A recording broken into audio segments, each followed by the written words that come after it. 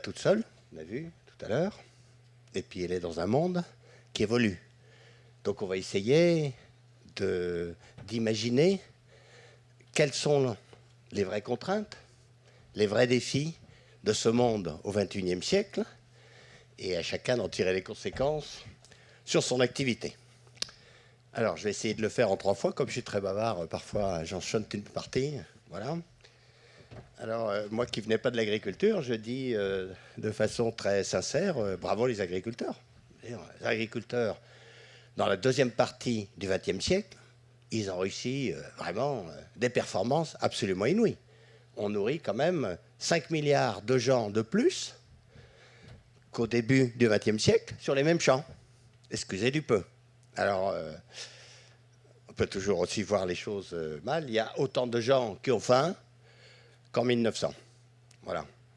Donc, ils n'ont pas fini le job. Hein.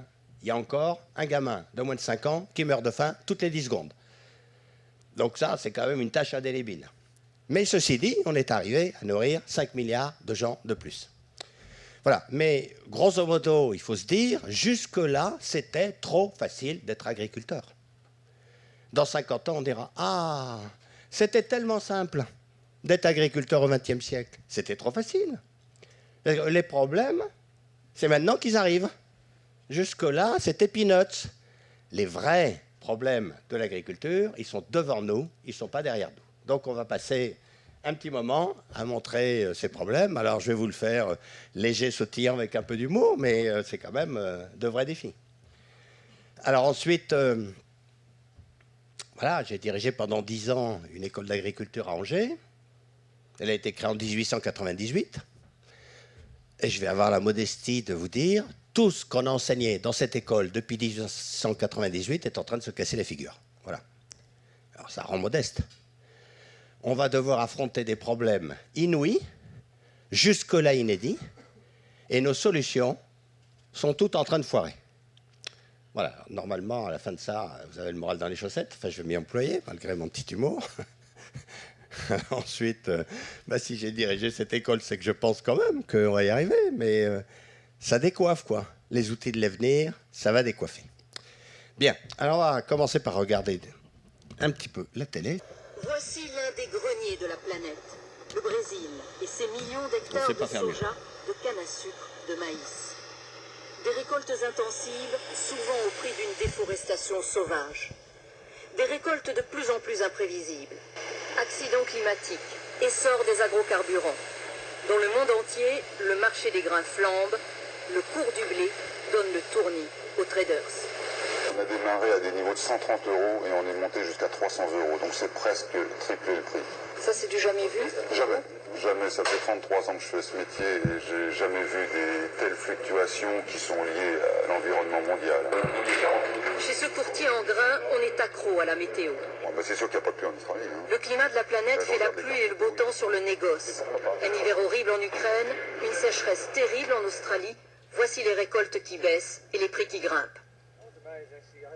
S'il se met à pleuvoir, le marché va baisser de 20-30 €. S'il se met pas à pleuvoir, le marché va prendre 30 €. Des récoltes moins abondantes, mais un appétit pour les céréales qui décuple d'un coin à l'autre du globe.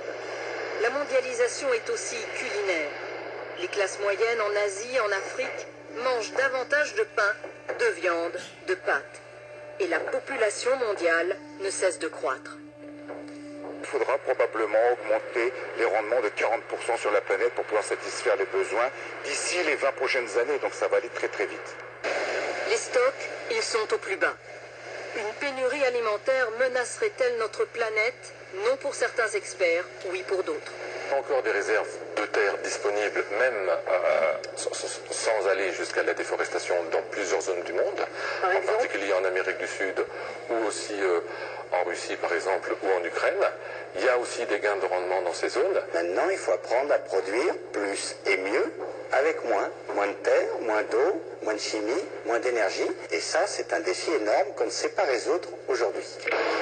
Car les céréales doivent non seulement remplir nos assiettes, mais aussi le réservoir de nos voitures. Le boom des agrocarburants dope le prix des cours. Manger va donc coûter de plus en plus cher. Les pays les moins avancés en font les frais. Dans les boulangeries du Sénégal, gros importateurs de céréales, on conteste le prix de la baguette. Les agronomes proposent des solutions. Développer les cultures locales ou tester des plantes OGM résistantes à la sécheresse, par exemple. Mais si un vrai danger de pénurie alimentaire se profilait à l'horizon, ce seraient d'abord les pays pauvres qui se serreraient la ceinture bien avant les riches nations. Bien, veuillez excuser le son approximatif. Veuillez aussi excuser cette petite grossièreté de se citer soi-même. Mais bon, c'est moi qui avais fait ce reportage, je considère qu'il est toujours à moi. Et puis, veuillez excuser cet apparent anachronisme. Journal télévisé du 27 septembre 2007. Quand je passais ce film en 2008, devant des céréaliers, ils me disaient « Mais de quoi tu parles? Le prix du blé s'est cassé la figure. On est complètement désespérés. Tout ce qu'on trouve à faire, c'est illustrer le tracteur pour le faire défiler sur les Champs-Élysées. » Oh, je leur disais « Il n'y a qu'à attendre, soyez patients. » On n'a pas eu à attendre énormément. Hein. Tiens, 2010. Vous vous souvenez, en 2010, jolie petite sécheresse en Russie. Quand je dis jolie petite sécheresse en Russie, la Russie a brûlé de Moscou jusqu'à Vladivostok. Voilà. Enfin, il faut dire, ils avaient licencié les pompiers, c'est pas ce qu'ils avaient fait de mieux. Hein. Bon. Mais alors maintenant, il faut essayer de voir la planète comme un tout. Quand pendant des mois, il ne pleut pas, dans un territoire immense comme la Russie. Pendant ce temps-là, il fait chaud. Sur toutes les mers du globe, l'eau s'évapore. Donc le ciel est plein de nuages. Alors les nuages, cette année-là, ils ont boycotté la Russie. Mais le nuage, au bout d'un moment, il faut bien qu'il retombe. Donc ils ont fait une petite réunion de nuages. Ils ont dit, cette année, si on me faisait Pakistan. Et donc vous vous souvenez, cette année-là, inondation pas possible au Pakistan. Mais ça, c'est normal. Hein. Quand il y a des inondations dans un endroit, c'est qu'il y a des sécheresses dans l'autre. Hein. Bien. Alors maintenant, vous êtes le président du Pakistan. Il n'y a plus rien à manger. Tout est sous l'eau. Vous décollez par le dernier avion, avant qu'on ferme l'aéroport. Et puis, par exemple, vous allez voir votre copain Poutine en disant « Tu ne peux pas me vendre du blé, j'ai plus rien à manger. » Poutine vous dit « non, il a cramé. » Bon, alors vous repartez. Vous dites « Où est-ce que je vais aller ?» Si j'allais, par exemple, en Australie. Parce que vous croyez encore que l'Australie est un grand pays agricole. L'Australie, ça y est, maintenant on a le mode d'emploi. L'Australie, c'est 6 années sécheresse, 7e année, inondation. Ils étaient à l'année 6. Donc, pas de blé. Qu'est-ce qui s'est passé? Le prix du blé, de nouveau, a monté. Alors, si on allait en Tunisie, tiens, vous allez voir, avec moi, on voyage beaucoup. Au fait, qu'est-ce qu'ils mangent les Tunisiens? Du couscous avec du pain, Ah oui, mais pas du couscous tunisien, hein. Non, ça, c'était avant, ça, bien avant. Ça, c'était du temps des Romains, quand Carthage était le grenier de Rome. Non, mais M. Ben Ali, le président tunisien, c'était pas du tout son truc, l'agriculture. Hein. Non, lui, il avait 2 savoir-faire incontestables. Hein. Il savait faire des hôtels au bord de la mer et piquer l'argent qui restait. Bon, ça, on ne peut pas lui retirer. Bon, mais il n'investissait pas dans l'agriculture. Donc les Tunisiens, ils ne mangent pas du pain tunisien. Ils importent. Le prix du blé a triplé. Ça leur a plus moyen, Tunisiens, vous vous souvenez? Ils ont commencé à manifester avec une baguette à la main. J'ai dit, ah oui, tiens, couleur locale. Puis une fois qu'ils étaient dans la rue, ils y sont restés, et à la fin, Ben Ali a sauté. Normal. Si on allait en Égypte, qu'est-ce qu'ils mangent les Égyptiens, en fait? Kiff, dit. Ah oui, mais attendez. Il y a une différence considérablissime entre la Tunisie et l'Égypte. En Tunisie, ils ne sont que 22 millions de Tunisiens. Si un jour le nouveau gouvernement tunisien, une fois qu'il se met d'accord avec lui-même, parce qu'on l'a vu en France après la Révolution, prévoir quelques années quand même, hein, s'il décide de faire agriculture, les Tunisiens peuvent encore manger du pain tunisien, mais les Égyptiens, non. Ah non, l'Égypte, c'est un désert en fait. Hein. L'Égypte, c'est un désert traversé par une seule rivière. Il n'y a que 4% des terres cultivables dans ce pays. On ne peut pas nourrir 82 millions de personnes sur 4% des terres. Donc l'Égypte, année après année, c'est le plus grand importateur mondial de blé. Le prix du blé a triplé, Moubarak a sauté. Voilà. Notez, rien de nouveau sous le soleil, hein, puisqu'on est à Paris, là. C'est quoi qu'il n'y avait pas à Paris le 14 juillet 1789? Du pain? Attendez. Donc maintenant, on peut voir les différences culturelles entre les Français et les Arabes. Le Français, quand il n'a plus de pain, il raccourcit son roi. L'arabe, quand il n'a plus de pain, fait sauter son gouvernement. Voilà. Autrement dit, nous vivons maintenant, le monde vit, la paix du monde dépend du moindre incident climatique dans les zones céréalières. Alors, priez mes frères et mes sœurs pour que les prochains incidents climatiques soient au Groenland. Ah oui, l'incident climatique au Groenland, tout le monde s'en fout. Mais quand il y a un incident climatique dans une zone céréalière, la paix du monde est gravement compromise. Il faut dire que je m'excuse de vous parler des céréales alors que vous êtes des producteurs de sucre. Enfin, les céréales, c'est quand même important hein, dans ce qu'on mange. Parce que je vous rappelle quand même un truc de base. La viande, le lait, les œufs, c'est des céréales sur pâte. Donc finalement, ce qu'il y a dans notre assiette, c'est des céréales sur pâte, une feuille de salade et puis un morceau de sucre pour le café. Mais enfin, quand même, la céréale, c'est important. Alors, les barres bleues que vous avez là, c'est la production mondiale de céréales. La courbe rouge, c'est la consommation. Alors, même si vous n'êtes pas tous économistes, tout le monde peut comprendre que quand on mange plus que ce qu'on produit, ne pas y revenir trop souvent. Mais quand on produit plus que ce qu'on mange, les paysans ne sont pas contents. Bien. Alors, avant, au XXe siècle, quand on prenait 10 années, ça le faisait, comme disent les jeunes. Parce que des années déficitaires, il y en avait 1, 2, 3 par décennie. Bon, les céréales, c'est un truc qui se garde à peu près. On avait fait des silos, et ça le faisait. Alors maintenant, bienvenue au XXIe siècle. Au XXIe siècle, les paysans ont perdu la main, soyons clairs. Mais qu'est-ce que c'est que ce travail? Les 4 premières années du XXIe siècle sont déficitaires. Ben alors, qu'est-ce qu'ils font? Ben, c'est pas possible une chose pareille. Bon, alors au bout d'un moment, allez, ils ont un petit peu réagi, il y a une bonne récolte, et puis de nouveau, 2 années déficitaires. Il faut se rendre compte de ça. Dans les 7 premières années du XXIe siècle, sur cette planète, il y a eu 6 années déficitaires en céréales. Les paysans ont probablement, durablement, perdu la main. Alors au début, on a fait venir des gens d'école de commerce qui leur ont dit, faut être moderne les gars. Vous allez faire comme dans l'industrie. 0 stock, flux tendu. Ah c'est ce qu'on a fait, moderne, 0 stock, flux tendu. Donc on a écoulé les stocks. Faut dire, on avait plein de stocks parce qu'on avait été inquiets avec les pénuries d'après-guerre, etc. Et il faut se rendre compte qu'en 2007, les stocks mondiaux des céréales sont au plus bas niveau depuis la Deuxième Guerre mondiale.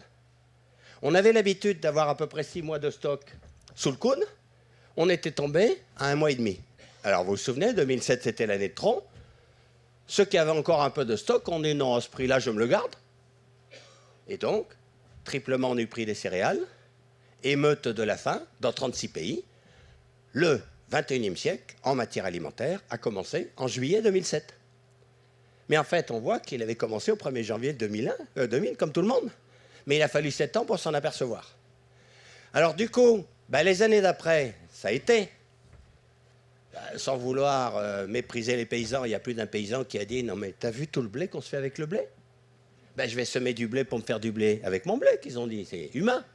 Donc, vu le prix des céréales, on a semé des céréales partout où on pouvait sur la planète. Et comme il n'y a pas eu d'incident climatique pendant 3 ans, on a pu parler d'autres choses. Les Lehman Brothers, tout ça, vous vous souvenez, ça nous a occupés, on ne parlait plus des paysans. Et puis, on est arrivé, 2010, sécheresse en Russie. Et puis, on est arrivé à 2012, sécheresse aux États-Unis.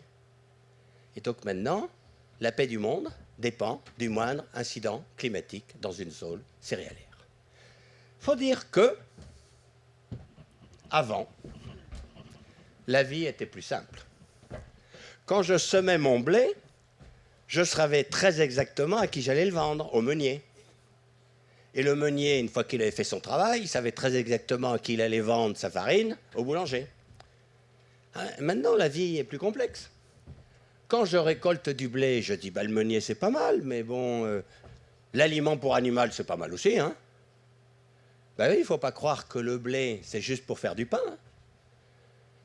Près de la moitié de la production mondiale de blé, maintenant, c'est pour faire du lapin, du cochon, du poulet, du canard. Alors, pour le maïs, C'est clair. Le maïs, ça ne sert absolument pas à faire du pop-corn et des cornflakes. Ça, c'est très, très, très marginal. 80% du maïs dans le monde, c'est pour faire des bestiaux. Bon, le riz, ça va encore, c'est toujours pour les Chinois. Enfin, quand on additionne blé plus maïs plus riz, on arrive dans une zone de tempête où près de la moitié de la récolte mondiale de céréales n'est plus pour que les hommes mangent, sinon que pour les animaux mangent. Alors les animaux, en plus, ils sont très morphales, hein, ils ont triplé leur consommation en 50 ans. Du coup, la tension est forte. Et puis alors, il y a quand même un truc absolument génial quand on y réfléchit. Ah ben ça, une erreur stratégique dont on parlera pendant des siècles dans toutes les écoles de commerce. Allez, on revient en arrière. On se place en 2010. On regarde en arrière, parce qu'évidemment, les gens qui veulent prévoir l'avenir, c'est compliqué. Donc c'est tellement plus facile de regarder en arrière qu'en avant. Donc on regarde en arrière, et on dit, ben oui, il faut faire un geste pour les paysans, ils produisent trop. Regardez. Non, mais ils sont désespérés, les paysans. Il faut faire un geste pour les paysans. Il y en a qui disent, ben oui, on va assainir le marché. Il n'y a qu'à brûler les céréales. Les paysans seront contents.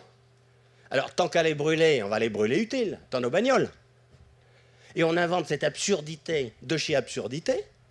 On prend la chose qui commence à manquer, grave, grave, grave, sur Terre, le grain de blé, le grain de maïs, le grain de colza, pour faire rouler nos bagnoles. Et on choisit juste le moment où ça commence à manquer sur Terre pour commencer à brûler. Alors ça, c'est vraiment extraordinaire. Alors, bon, c'est pas très honnête, c'est pas la même échelle. Hein. Mais enfin, quand même, on s'y met de bon cœur, quoi. Enfin, notamment aux États-Unis, vous en avez parlé. Les États-Unis, c'est quand même le tiers de la récolte mondiale de maïs. Alors, eux, rien à dire, hein, c'est cornflakes tous les matins obligés, popcorn devant la télé tous les soirs. Enfin, ils consomment. Mais ils n'y arrivent pas. Ils n'y arrivent pas. Et donc, il y a énormément de cet énorme stock de maïs des États-Unis qui sert aux autres. Soit aux Mexicains, comme vous l'avez dit, soit aux cochons. Bien. Et donc, le père Bush et le fils Bush, il n'y a pas à dire, eux, le pétrole, ils aiment. Hein. C'est des employés de l'Arabie Saoudite, hein, la famille Bush. Bon. Donc, ils vont chercher le pétrole partout où ils peuvent. Ça ne marche pas toujours. Hein, bon, le français narquois observe que ça ne marche pas toujours. Donc, finalement, les producteurs de pétrole ne sont pas très copains avec les Américains. Donc, il est pragmatique. Il dit, on passe au plan B. Maïs. Et ils font, si j'ai bien compris, 170 usines d'éthanol. Et maintenant, le tiers de cet énorme tas de maïs, c'est plus pour les Mexicains ni les cochons, c'est pour les 4x4. Ben voilà, au bout d'un moment, ça se voit. Les premières émeutes de la fin de l'ère moderne, janvier 2007. Lorsque le prix de la tortilla de maïs à Mexico a doublé en l'espace d'un mois. Ça ne leur a pas plu. Voilà, comme vous l'avez dit, on a découvert ce nouveau slogan, le réservoir d'essence des riches contre l'assiette des pauvres. Devinez qui va gagner. Alors bon, en France, je vous rappelle, puisque vous êtes en France, maïs pour la bagnole, on s'en fout. Ben oui, nous on roule au diesel. Donc, non, nous c'est colza. Voilà. Mais je ne sais pas si vous revenez de temps en temps aussi au printemps en France, là, ceux qui sont à l'étranger. C'est très beau, la campagne française maintenant, très colorée. Hein, même les peintres du 19e siècle rêveraient de revenir un petit coup pour refaire un petit paysage. Ah, il n'y a pas d'autre, c'est coloré. Mais bon, tous les gens qui s'y connaissent, quand ils voient un champ jaune, ils disent Peugeot. Enfin, je vous rappelle, puisque vous êtes des spécialistes, Peugeot cochon. Hein. L'huile, c'est pour la Peugeot. Ce qui reste, pour les cochons. Enfin, il y a aussi une version Renault poulet. Voilà, comme vous voulez. Enfin, c'est déjà 5%. 5% quand même de la surface agricole française. Au bout d'un moment, on passe à 25%, les gars. Non, mais la Renault et la Peugeot, c'est très bien. Hein, enfin, moi, j'ai une Fiat, excusez, mais bon, ça marche aussi. Hein. Bon, au bout d'un moment, il faut se dire, quand même. Ben, parce que si on continue, c'est quel pourcentage qu'on veut consacrer de nos céréales à manger? Et quel pourcentage pour les bestiaux? Mais mettons la vie moderne, 70% pour les bestiaux? 80% pour les bestiaux? Mais vous savez, c'est un monde très simple. Nos petits-enfants, quand ils iront chez McDo, il y aura le truc du milieu, il n'y aura plus rien à mettre au-dessus et en dessous. Vous voyez, au bout d'un moment, il va falloir choisir ce qu'on veut faire de nos récoltes. Bien. Voilà. Je passe parce que vous n'allez pas lire les feuilles, c'est trop petit. Bon, alors, voilà. Là, vous avez le prix du blé français d'exportation. Vous savez, un grand pays exportateur de blé. Hein, on a fait un port à Rouen, des bouchers, des plaines céréalières. Quand on semait son blé, le dialogue avec le Crédit Agricole, dans le temps, était assez simple. Parce que tout le monde savait à quel prix on allait le vendre, un peu moins cher que l'année dernière. Voilà, c'était simple.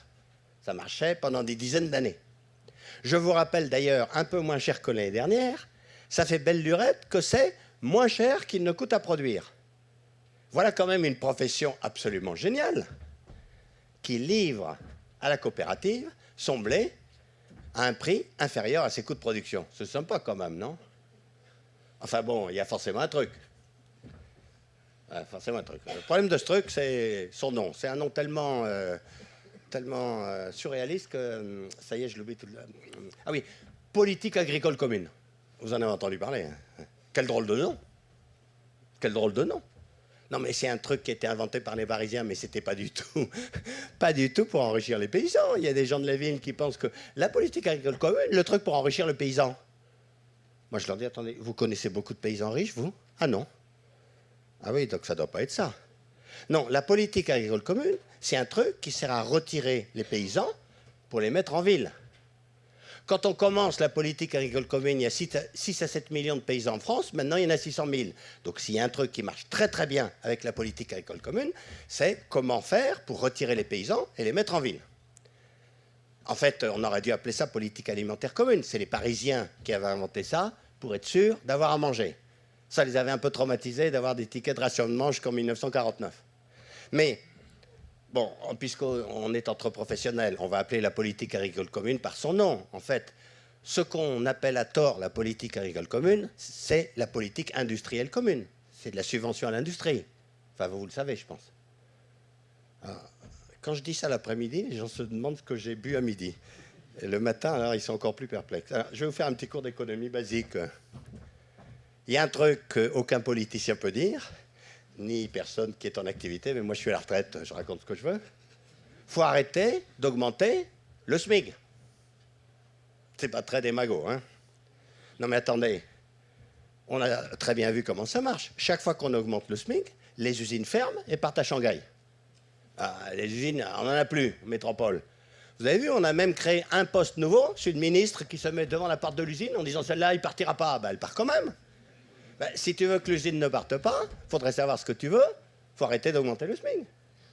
Oui, mais d'accord, mais on est un pays civilisé, tout ça. Donc on dit, ben, c'est smicards, c'est RMI, c'est des petites retraites, tout ça. Il faut moins qu'ils mangent. Et donc, tous les crânes rasés se sont grattés la tête en disant, oui, il ne faut pas trop augmenter les salaires, mais il faut qu'ils mangent. Et il y en a un qui a une idée, Yaka, puisqu'on est le pays du Yaka, Yaka leur vend la nourriture à moitié prix. Bon sang. Pourquoi on n'y avait pas pensé plus tôt? Ben, nous voilà partis. Donc, ne croyez pas ce que disent les journaux quand ils disent que la nourriture est chère. La nourriture ne peut pas être chère en France, puisque la caissière du supermarché vous vend la nourriture à moitié prix. Ça ne peut pas être cher. Moitié prix, moitié prix. Mais c'est qui paye l'autre moitié? Ah ben, c'est nous aussi. Hein. On paye la moitié de la nourriture à la caissière du supermarché et l'autre moitié au percepteur. Ça, c'est pour ceux qui ne payent pas leur impôt avec appétit. Mais réfléchissons, le percepteur, qu'est-ce qu'il fait de notre argent? Pour une part, il fait un chèque à l'Europe, et l'Europe fait un chèque aux agriculteurs pour qu'ils continuent à livrer la coopérative en dessous des coûts de production. C'est comme ça que ça marche. Voilà. Et ça n'a jamais plu aux paysans. Les paysans, ils sont pénibles. Hein. Enfin, j'ai quand même demandé au Crédit Agricole s'ils encaissaient les chèques, ils m'ont dit oui. Bon, mais en général, quand on veut faire paysan dans ce pays, on ne veut pas faire fonctionnaire, surtout fonctionnaire européen. Et donc, ils ont dit, mais pourquoi moi, je suis une des seules professions qui ne peut pas vivre de mon travail? C'est quand même inouï. Donc, ils ont tout essayé, coopérative, chambre d'agriculture, syndicats, groupement de producteurs, dépôt du fumier devant la préfecture, manifestation de tracteurs. Ça n'a jamais marché. Alors, ils ont essayé de faire pareil, le fumier, truc, machin, les tracteurs à Bruxelles. Ça ne marchait pas non plus. Ben, faut dire, on est un tout petit pays rikiki, la France. Tout petit. L'agriculture française, c'est 20 fois plus petit que l'agriculture chinoise, pour situer. Mais, comme vous pouvez voir, en 2007, ça marche. tout d'un coup, le prix du blé reprend 26 ans de baisse en 2 mois. Et on se dit, c'est la faute à qui? Pas la faute aux Français. C'est la faute au réchauffement de la planète. Bon, c'est aussi la faute au fait qu'il y a de moins en moins de terre et de plus en plus d'habitants.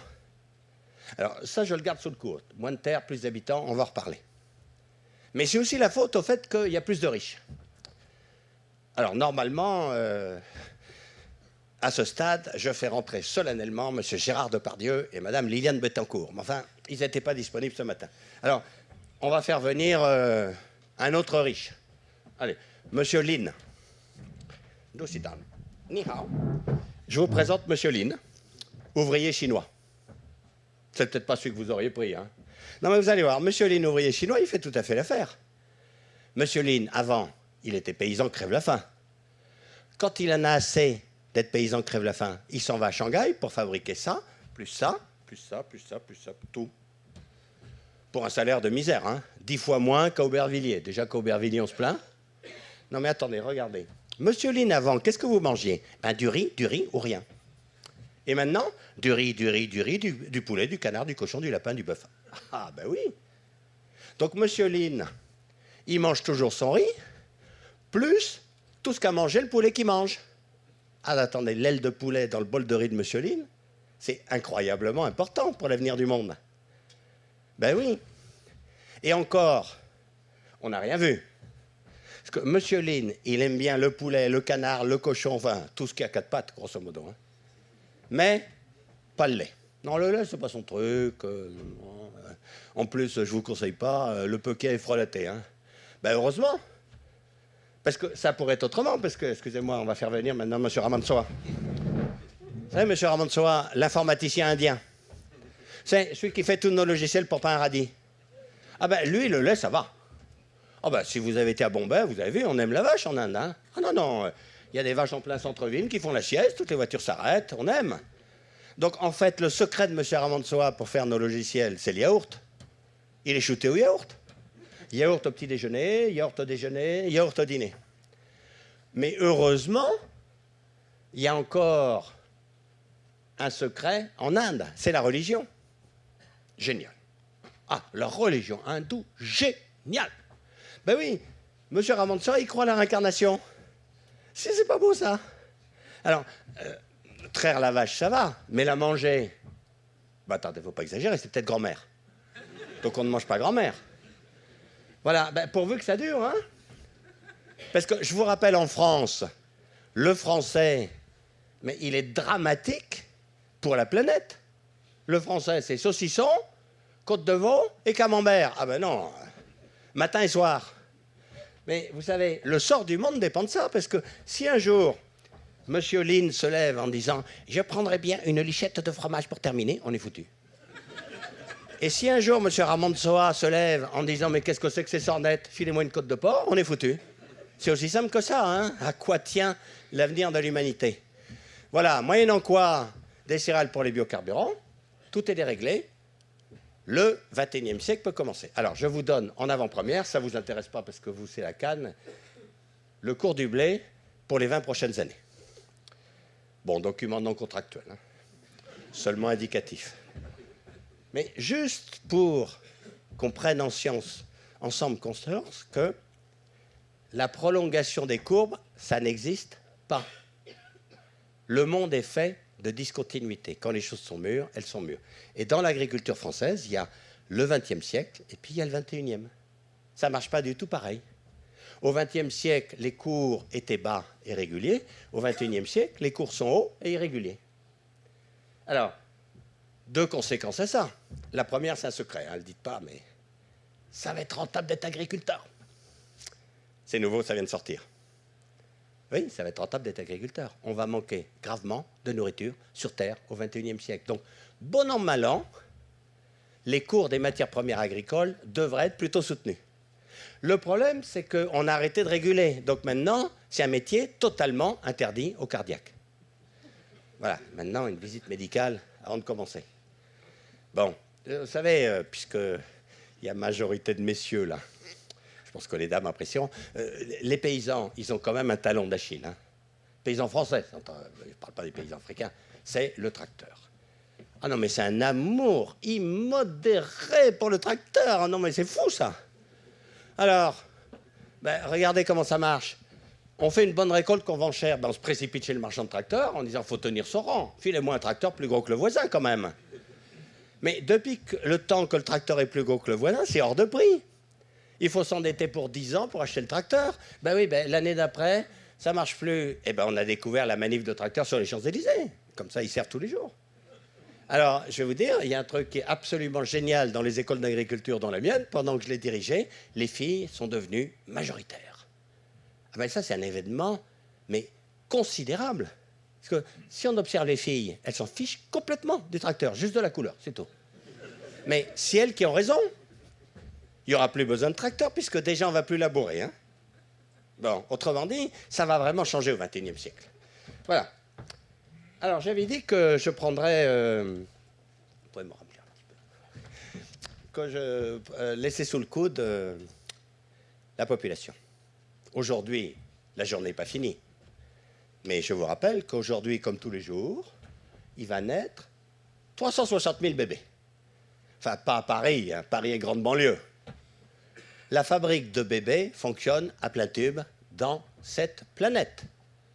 360 000 bébés tous les jours, tous les jours, tous les jours. Vous verrez, ça marche même le jour de Noël, le 1er janvier, dimanche jour de fête, même le 29 février, ça marche aussi, une régularité d'horloge. Bon, donc aujourd'hui, il va naître 360 000 bébés. Combien de personnes vont mourir, à votre avis? C'est plus ou c'est moins? Ouais, moins combien? Bon, 160 000. Un jour normal sur Terre, c'est 360 000 bébés et seulement 160 000 décès. C'est déjà trop, mais tout compris, hein. Grand-mère qui meurt de sa belle mort, l'accident de voiture là sur l'autoroute et les bombardements en Irak. Autrement dit, aujourd'hui, on se fait 200 000 terriens de plus quand même. Hein.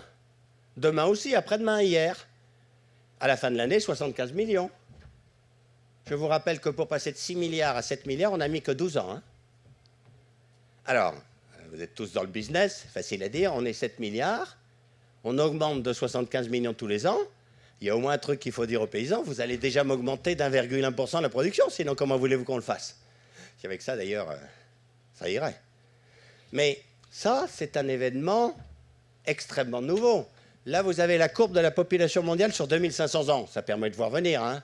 Commence en moins 400 avant Jésus-Christ, du temps des anciens Grecs, et on finit en 2100 quand on sera tous morts. Bon, si on se met en 1600, là, devant moi, 20 siècles vous contemplent, comme disait Napoléon. Qu'est-ce qui se passe en matière de population mondiale en 2000 ans? Rien. Comment rien? Rien. Mais non, la population mondiale en 1600, elle n'est pas fondamentalement différente de la population mondiale qui, à ce niveau-là, hein, qui avait 400 ans avant, 2000 ans avant. Ça régule. Les économistes n'avaient pas inventé le mot, mais ça marchait très bien. Alors, je vous cite 3 explications un peu à l'emporte-pièce. Il y a 2 professions qui sont nulles et une profession qui est sûre. Il en a trop dit, on veut des noms. Bon, alors, les professions qui sont nulles, médecin. Il n'y a qu'à relire les pièces de Molière. Hein. En 1600, il vaut mieux pas être malade. Et paysan. Et la profession qui est sûre? Militaire. Ben oui, c'est eux qui régulent.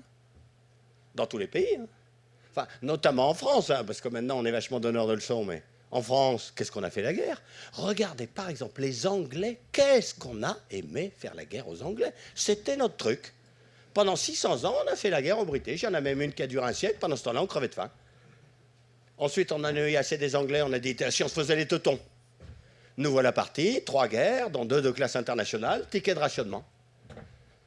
Puis après la 3e guerre avec les teutons, on a dit, bon, on a fait les Anglais, on a fait les Allemands, entre-temps, vous vous souvenez, on avait fait les Espagnols et les Italiens. Qu'est-ce qui nous reste? Bon, les Belges, bon franchement, quoi ça ressemble. Donc on a dit, on ne peut pas inventer un autre truc? Et on a inventé politique agricole commune. Et maintenant, on se met à manger.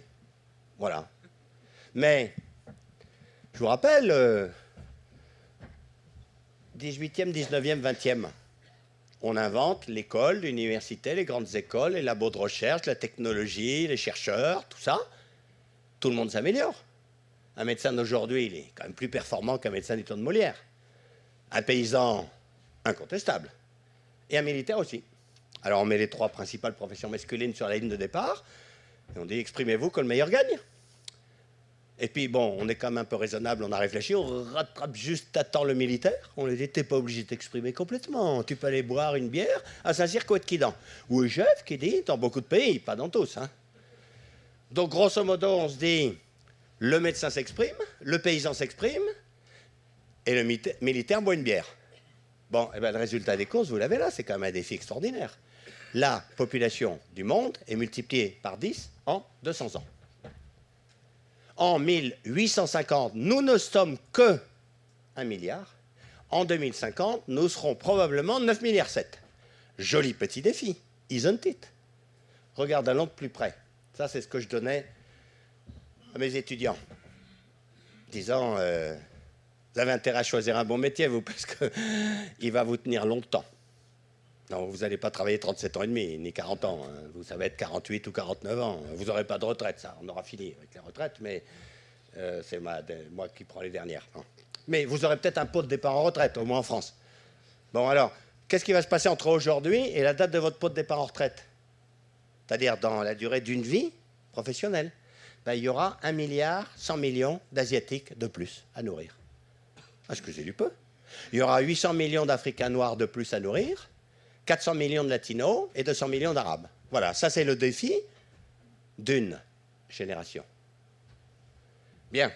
Et malheureusement, les vieux, le monde qu'on transmet, il est moyen. Ce soir, sur cette belle planète, il y a 800 millions de personnes, 800 millions, excusez, hein, qui vont se coucher avec le mal au ventre en disant « J'ai rien mangé aujourd'hui. Comment je peux faire pour manger demain ?» C'est pas glorieux du tout. Hein. Alors, où est-ce qu'ils sont? Ben, contrairement à ce qu'on pense, ils ne sont pas du tout en Afrique. Attendez. L'Afrique, il n'y a personne en Afrique. Il n'y a personne en Afrique. Donc, il y a très peu de gens qui ont faim. Non. Les gens qui ont faim, ils sont en Asie. Ils sont d'abord en Inde. Voilà. 500 sur les 800 millions. Voilà. On peut voir, tiens, que l'Amérique latine a résolu le problème de la faim. Tac. Donc, c'est possible. L'Europe a résolu le problème de la faim, l'Amérique du nord au sud a résolu le problème de la faim, et pratiquement l'Asie de l'Est aussi. Et donc la faim dans le monde, c'est un truc qui est en train de se concentrer dans seulement 2 zones géographiques du monde. L'Afrique noire, la péninsule indo-pakistanaise.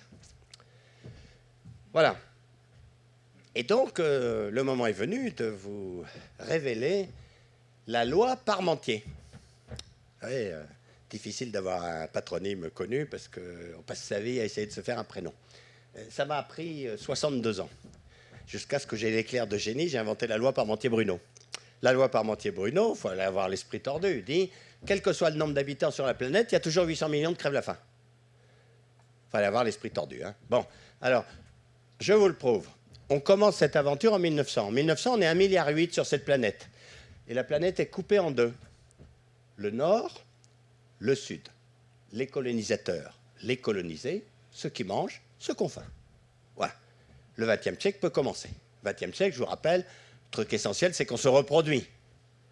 Alors, au début du XXe siècle, il y en a qui sont peut-être plus prudents ou plus cyniques, qui disent au rythme où on se reproduit, ça ne va pas le faire, il faut faire une purge. Donc on fait une purge entre 1914 et 1918, vous vous souvenez? Et puis, ça ne suffisait pas, on dit, si on faisait une bonne purge une fois pour toutes, entre 1939 et 1945, voilà. Puis en 1950, après les 2 purges, on se compte de nouveau, on dit, ah ben malgré les 2 purges, on a rajouté 1 milliard de gens. Et là, il y a une chose étonnante. En 1950, on est 2,8 milliards, dont 2 milliards qui mangent à leur faim et 800 millions de crèvent la faim. Ça doit être une coïncidence. Alors là, deuxième partie du siècle, ah ben on a bossé. Hein. Ah ben il n'y a rien à dire, on a tous bossé, jour et nuit. Ça, c'est notre génération. Enfin, je ne sais pas vous, moi j'ai fait 4 gamins, moi tout seul, hein. Enfin, avec mon épouse. Pas combien vous en avez fait, mais enfin, on a rajouté quand même pas mal de gens. Hein. Parce qu'en l'an 2000, on est carrément 6,3 milliards. Ah ben, respect. Et là, il y a cette chose inouïe, étonnante, stupéfiante, incroyable, inédite. Il y a rigoureusement autant de monde qui a faim en l'an 2000 qu'en l'an 1900. Ah ben, ça ne peut pas être une coïncidence. Mais non, ce n'est pas une coïncidence, c'est une loi, la loi Parmentier. La loi Parmentier dit, quel que soit le nombre d'habitants sur la planète, il y a 800 millions de crève la faim. Alors, en l'an 2000, tous les chefs d'État m'en ont voulu. Ils ont décidé de me faire mentir. Ils ont appelé ça les objectifs du millénaire. Vous vous souvenez? Ils se sont tous rassemblés. Ils ont dit non, mais 800 millions de crève la faim, ça fait tâche. Hein. On en veut. Or, ils ont réfléchi. Ils ont dit on en veut 400. Pourquoi pas? Peut-être ça tombait rond. Bon, si tu trouves que 400 millions de crève la faim, c'est bien, qu'est-ce que tu veux que je te dise? Enfin, ils n'ont pas dit où ils les mettaient. Et ils ont dit prévoir un délai. 400 millions de crève la faim en 2015. Et puis chacun part chez lui. On est en l'an 2000, ils disent on a le temps. 2001, 2002, 2003, 2004, 2005, il faut que je m'appelle de Carla, tout ça, j'ai pas de temps. Bon, après, 2007, vous vous souvenez? Jolie petite augmentation de prix des céréales. Émeute de la faim. Et là, j'ai découvert monsieur. Monsieur est unique au monde. Il est tout seul de son espèce. Il habite à Rome, il travaille à la FAO. Qu'est-ce que vous faites comme métier, monsieur? Je compte les gens qui ont faim. Il n'y a pas de sous-métier. Lui, comme métier, il compte les gens qui ont faim. C'était un métier héréditaire, son père, son grand-père le faisait, il comptait très soigneusement, et il arrivait à 800 millions comme d'hab. Et en 2007, alors là, ça bouge. Il dit, on commence à 850 millions, je te rajoute 70 millions de crève la faim d'un seul coup. Attendez, 2007, c'est une excellentissime année pour la faim dans le monde. Hein. On finit à 920 millions. 2008, Lehman Brothers, crise économique, on ne va pas licencier monsieur, un seul salaire pour le monde entier. Ça... Bon alors, il nous dit 50 millions de plus. On finit à 970 millions. 2009, là, monsieur se sent plus. Il dit, mes arrière-petits-enfants entendront parler de moi. Pour la première fois dans l'histoire de l'humanité, ça n'était jamais arrivé. Même pendant les guerres mondiales, le nombre de gens qui ont faim dépasse le milliard. Non, c'est pas comme ça qu'il faut le dire. Le nombre de gens qui ont faim dépasse le milliard et tout le monde s'en fout. C'est ça l'important, la chute. Voilà. Donc on n'entend plus tellement parler d'objectifs du millénaire. Hein. Bon, voilà. Sauf que ils en ont quand même parlé il y a 2 mois, vous vous souvenez?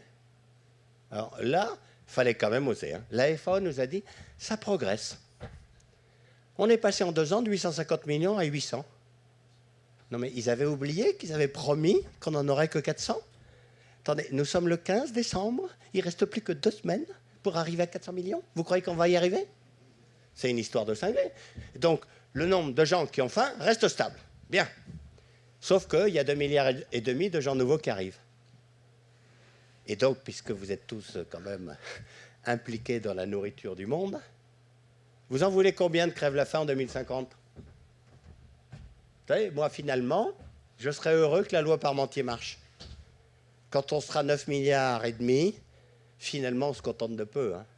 Ce serait peut-être pas mal d'avoir que 800 millions de crève la faim. Parce que vous savez, comme le disait le sapeur Camembert, au-delà des bornes, il n'y a plus de limite.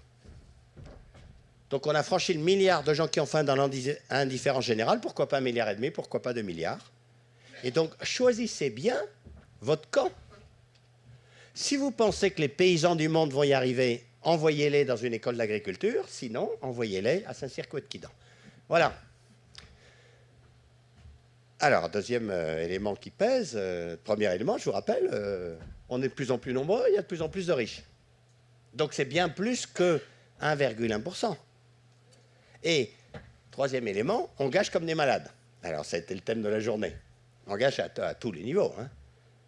Bon, grosso modo, la FAO nous dit cette chose stupéfiante, à peu près le tiers de la récolte mondiale est jeté. Si c'est pas beau, ça. Alors, je vous rappelle, puisqu'il y a des gens du Nord et du Sud, ça dépend où on habite, le gâchis. Il y a l'école du Sud et l'école du Nord. Alors, l'école du Sud, ce sont des gens partageux. Ils récoltent, puis ils font tout de suite le partage. Ils disent, ça, je donne pour les rats, ça, je donne pour les moisissures, ça, je donne pour les oiseaux, ça, je donne pour les voleurs, ça, je donne pour le vent, et moi, je garde ça. Ben, c'est pas beaucoup. Ben, pourquoi tu crois que tu as faim? Enfin, attendez, c'est quand même inouï, ça. Ça fait 60 ans que les Français disent « on aide les pays du tiers-monde ». Moi, je pose une petite question. Où sont les silos? Ah ben, c'est ça qu'il n'y a pas. Enfin, c'est une histoire de fou. Où sont les tanks à l'air réfrigérés à énergie solaire? Ah ben, encore moins. C'est ça qu'il n'y a pas. Mais l'Afrique a toujours produit assez à manger pour tous les Africains. C'est juste mal réparti. Depuis 5 ans, il ne pleut pas en Afrique de l'Est.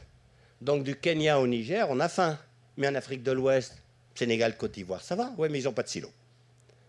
Je vous rassure d'ailleurs, s'ils avaient des silos, ils n'ont pas de camions. Je vous rassure, s'il y avait des silos et des camions, il n'y a pas de route. Et je vous rassure, s'il y avait des silos, des camions et des routes, c'est bourré de pirates au milieu. Donc tout le monde a compris qu'il n'y a pas de danger que le rap du Sénégal nourrisse le Kenya. Mais ça marche dans les deux sens. Hein. Voilà. Alors nous, en France métropolitaine, comme on dit, on a nos silos. Donc nous sommes des gens sophistiqués, nous cassons sophisticated. Non, avant de jeter, nous, on rajoute du transport, de l'énergie, des salaires, des charges sociales, de la publicité, de l'emballage, du loyer, tout ça. Voilà. Et on jette. Il y a par exemple le yaourt. Vous mangez du yaourt? Avec votre sucre, bien sûr. Bon, je ne sais pas si vous avez constaté qu'en France, M. Danone nous vend le yaourt par multiple de 4. On ne peut pas acheter un yaourt dans ce pays. On achète 4, 8, 12 ou 400. C'est incroyable, quoi. Bon, et au fait, quand on achète 4 yaourts dans ce pays, on en mange combien? 3. Pourquoi 3? Attendez. Dans quel monde vous vivez? Je suis parti au week-end. J'étais au congrès de l'AFCAS. La date était dépassée. J'ai jeté. Dans ce pays, on jette un yaourt sur 4. Tiens, parlons yaourt. Tiens, allons visiter une usine de yaourt. Pendant que le travailleur travaille, le gars du marketing pense. Alors il dit, je fais les yaourts pour Paris. On est le 15 décembre, qu'est-ce que je mets comme date? 15 janvier, comme d'habitude. Ensuite, il dit, je l'ai fait pour Pointe-à-Pitre. 15 février, comme d'habitude. Voilà, c'est tout.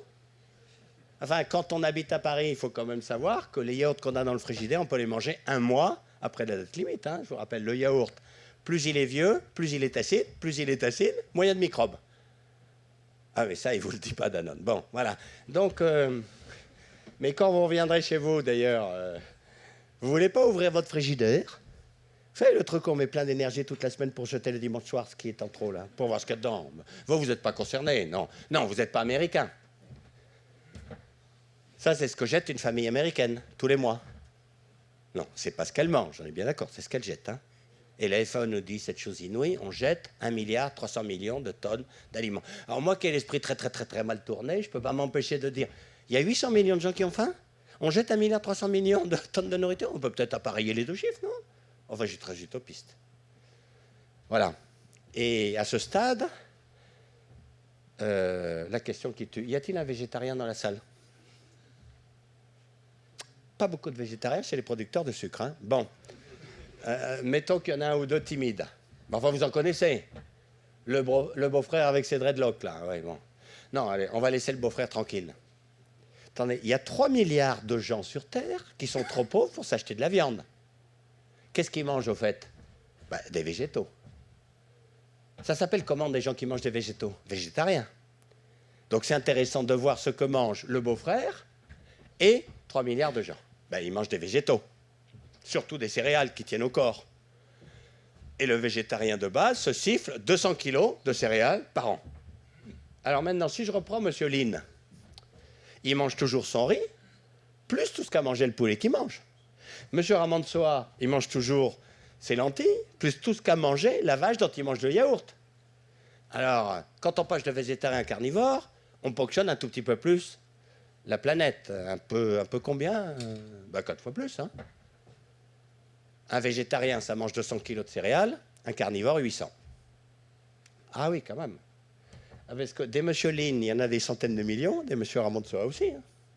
Et donc, du coup, c'est compliqué. Alors, vous savez, moi, je suis à un âge canonique et j'ai un petit problème existentiel. Je viens de terminer mon 6e bœuf. J'hésite à attaquer le 7e. Parce que je vous rappelle qu'un Français, ça mange 7 bœufs. Ah, on le distingue assez vite de l'Africain de base. Hein. Ah oui, enfin, je ne fais pas une fixette sur le bœuf. Non, le Français, ça mange 7 bœufs, plus 33 cochons, plus 9 chèvres, plus 1300 poulets, plus 60 lapins, 20 000 œufs, 32 000 litres de lait, la gastronomie française. Alors, je ne sais pas si vous aviez vu la gastronomie française comme ça. Elle interpelle quand même un petit peu au niveau de notre vécu. Hein. Un Français, c'est 85 kilos de viande et 90 kilos de lait tous les ans. Alors quand je dis ça, souvent les gens comptent en disant non, 85 kilos de viande, c'est beaucoup. Attendez, vous avez bien compté, la lasagne au cheval romain, c'est aussi de la viande. Hein, c'est 2 fois plus que grand-père. Grand-père, c'était 45 kilos. 3 fois plus qu'arrière-grand-père. Dans les années 20, c'était 25 kilos. Alors, il y en a qui sont pires que nous, les Américains, bien sûr. Hein. Il y en a qui sont pires que les Américains du Nord, c'est les Argentins. Bon. Enfin, l'important, c'est les Chinois. Les Chinois du temps de Mao Tse-tung, ils n'étaient que 700 millions. Vous vous souvenez de la chanson 700 millions de Chinois, et moi, et moi, et moi. Et à ce moment-là, ils ne mangeaient que 14 kilos de viande. Aujourd'hui, ils sont 1,3 milliard et ils mangent 60 kilos de viande. La Chine a multiplié par 8 sa consommation de viande en 30 ans. Ça se voit à l'œil nu sur la ponction sur les ressources mondiales. Hein. Heureusement, il y a les Indiens qui sont toujours végétariens et les Africains qui sont toujours pauvres. Sinon, on serait foutus. Mais autrement dit, il y a quand même un vrai problème. Est-ce que ceux qui mangent trop de viande vont bien vouloir accepter d'en manger un peu moins pour que ceux qui n'en mangent jamais puissent enfin accéder au programme politique du bon roi Henri IV, la poule au pôle, dimanche? Parce qu'avec toute cette viande qu'on mange, bonjour, les artères, le cœur, le poumon, le truc, c'est très mauvais pour la santé, c'est trop. Donc il faut espérer que par respect pour notre santé et pour la santé de la planète, on en mange un peu moins. Allez, moi je vous propose un programme de base. 7 bœufs, 25 cochons, 800 poulets par tête de pipe. Ça va quoi, quand même? Ah oui, mais que du bon, que du cher. Comme le vin. Vous savez, par exemple, quand j'étais jeune, les manifs, c'était pas à Quimper, comme en ce moment. C'était à Narbonne et Carcassonne. C'était les producteurs de vin. Et puis je peux vous dire que brûler les perceptions, c'est pas d'aujourd'hui. Ils savaient faire, hein. Fumier sur les préfectures, ils avaient tout inventé. Ben oui, mais à ce moment-là, c'était 140 litres de vin par tête de pipe. Ah, grand-père, le litron, ça y allait. Hein. Mais aujourd'hui, c'est 40 litres de vin. Et donc, il y a eu un tremblement de terre dans la viticulture française. Ben, qu'est-ce qu'ils ont fait quand ils ont rangé le fumier et les tracteurs? Ils ont dit, t'en veux moins? Eh ben, ce sera que du bon, que du cher. Et il y a encore des viticulteurs dans ce pays, mais au prix d'une transformation totale. Même à Carcassonne, il y a du bon vin maintenant. Et nous, nous avons dit, on en mange moins, que du bon, que du cher, il nous reste que le plaisir, et même plus l'ivresse. Eh bien, ça va être pareil pour la viande. À la fin des fins, il y aura moins de poulet que du bon, que du cher. D'ailleurs, pendant que le poulet de Bretagne se casse la figure à louer, tout va bien. En Bresse, tout va bien. Pendant que les producteurs laitiers en Normandie balançaient le lait sur les champs, on allait en Comté, tout va bien, Franche-Comté. Donc ça dépend ce qu'on fait. Donc l'avenir, il sera très différent du passé. Voilà. Au total, il faut augmenter de 70% la production agricole mondiale dans les 30 prochaines années. C'est très rapide, hein. Alors ça dépend où. En Afrique, c'est facile, il suffit de multiplier par 5, comme si c'était fait. Ben, évidemment que non. Donc il faut avoir le courage de dire aux Africains cette chose très difficile à dire. En tous les cas, ce n'est pas l'ancien colonisateur qui peut le dire. Vous êtes végétarien? Restez-le. Dur, hein? Ah oui, la population africaine, elle va doubler d'ici 2050. Il y a déjà 50% des gens qui ne mangent pas à leur faim. Donc, si les Africains restent végétariens, il faut quand même multiplier par 3 la production agricole africaine. Ah, c'est pas facile, hein? Est-ce possible? Ben oui, c'est ce qu'on a fait en France depuis la guerre. En France, après la guerre, on était content quand on faisait 2,5 tonnes de blé à l'hectare. Maintenant, on n'est pas content quand on n'en fait que 8. On était content quand une vache nous donnait 2500 litres de lait. Maintenant, on n'est pas content quand elle nous donne moins de 8000. Ben oui, mais enfin, pour le moment, excusez, mais je ne vois pas les prémices de ce triplement de la production agricole. En Asie, il faut multiplier par 2,5. Ça a l'air plus simple. Alors, soyons clairs. On voit bien qu'au XXIe siècle, l'Afrique n'arrive pas à se nourrir. L'Asie non plus. Parce que l'Asie, contrairement aux Africains, ils sont déjà très bons en agriculture. Ils sont très nombreux.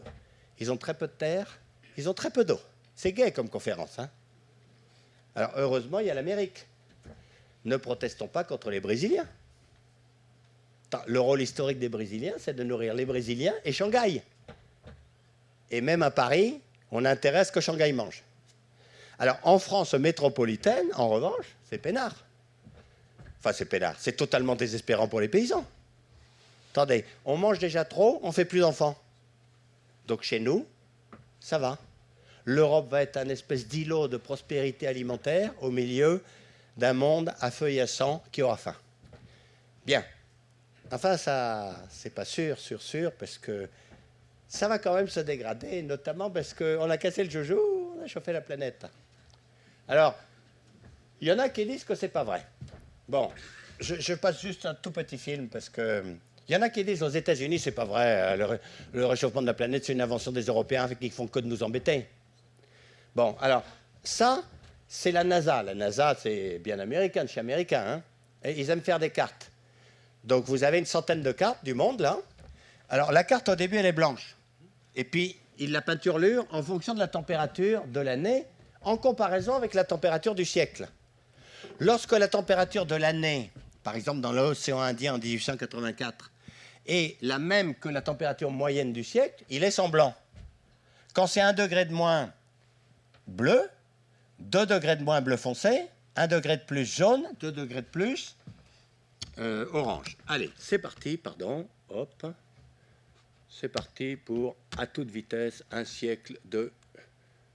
Et c'est parti pour la fin du 19e siècle. On arrive enfin au 20e siècle et puis on va se faire une petite guerre pour se réchauffer. Et puis une crise économique, ça va nous refroidir. Et enfin, une deuxième guerre, ça chauffe, c'est bien. Et là, on arrive dans les 30 glorieuses. C'est nous qui commençons à bosser. Et puis en France, très important, mai 68. Et puis surtout, très important, la gauche, la droite, la gauche, la droite. On arrive au 21e siècle. Et maintenant, nous y voilà. Ça vous a plu ? Il y en a qui disent que c'est pas vrai. Hein. Enfin, ne négligeons pas le fait qu'on ne sait jamais. Alors, qu'est-ce que ça veut dire pour l'agriculture ? Rien de bon. Des cyclones plus violents. Ah oui, parce que le réchauffement de la planète, c'est pas la petite pluie bretonne pour tout le monde. C'est que des emmerdes pour tout le monde. Alors, le cyclone, comme vous savez, la force du cyclone dépend entièrement de la température de l'eau. Donc il y a toujours autant de cyclones, mais je ne sais pas pourquoi on leur donne des noms de filles. Ils sont de plus en plus machos. Voilà. Alors je vous rappelle, mais vous le savez, puisque moi j'ai jamais vu de cyclone de ma vie, mais beaucoup d'entre vous en voient. Quand le cyclone est passé, c'est pas qu'il n'y ait plus de bananes, c'est qu'il n'y a plus de bananiers. Vous pouvez avoir un petit délai pour de nouveau manger. Alors la canne à sucre, si j'ai bien compris, parfois elle plie et... Mais enfin, quand même, je soupçonne qu'elle ne doit pas beaucoup aimer le cyclone. Puis surtout, le cyclone, ça balance de l'eau salée, c'est jamais très bon. Hein. Bien, des canicules plus fréquentes. Bon, ça, ok. Ben oui. Des vrais. Ben voilà, l'Australie, c'est fini. C'est plus un grand pays agricole. L'Australie, c'est fini. C'est plus un grand pays agricole. Mais vous savez, même en France, hein, si vous êtes banlieusard à Paris, vous voulez planter un arbre, allez l'acheter à Nice, hein. Qu'en 2050, à Paris, c'est le climat de Nice, on est bien d'accord. À Nice, c'est le climat d'Agadir. Ah oui, quand même. Donc même en France. Disparition des deltas fertiles. Alors ça vous intéresse plus au chef, parce que... Ben oui, tous les deltas vont aller sous la mer.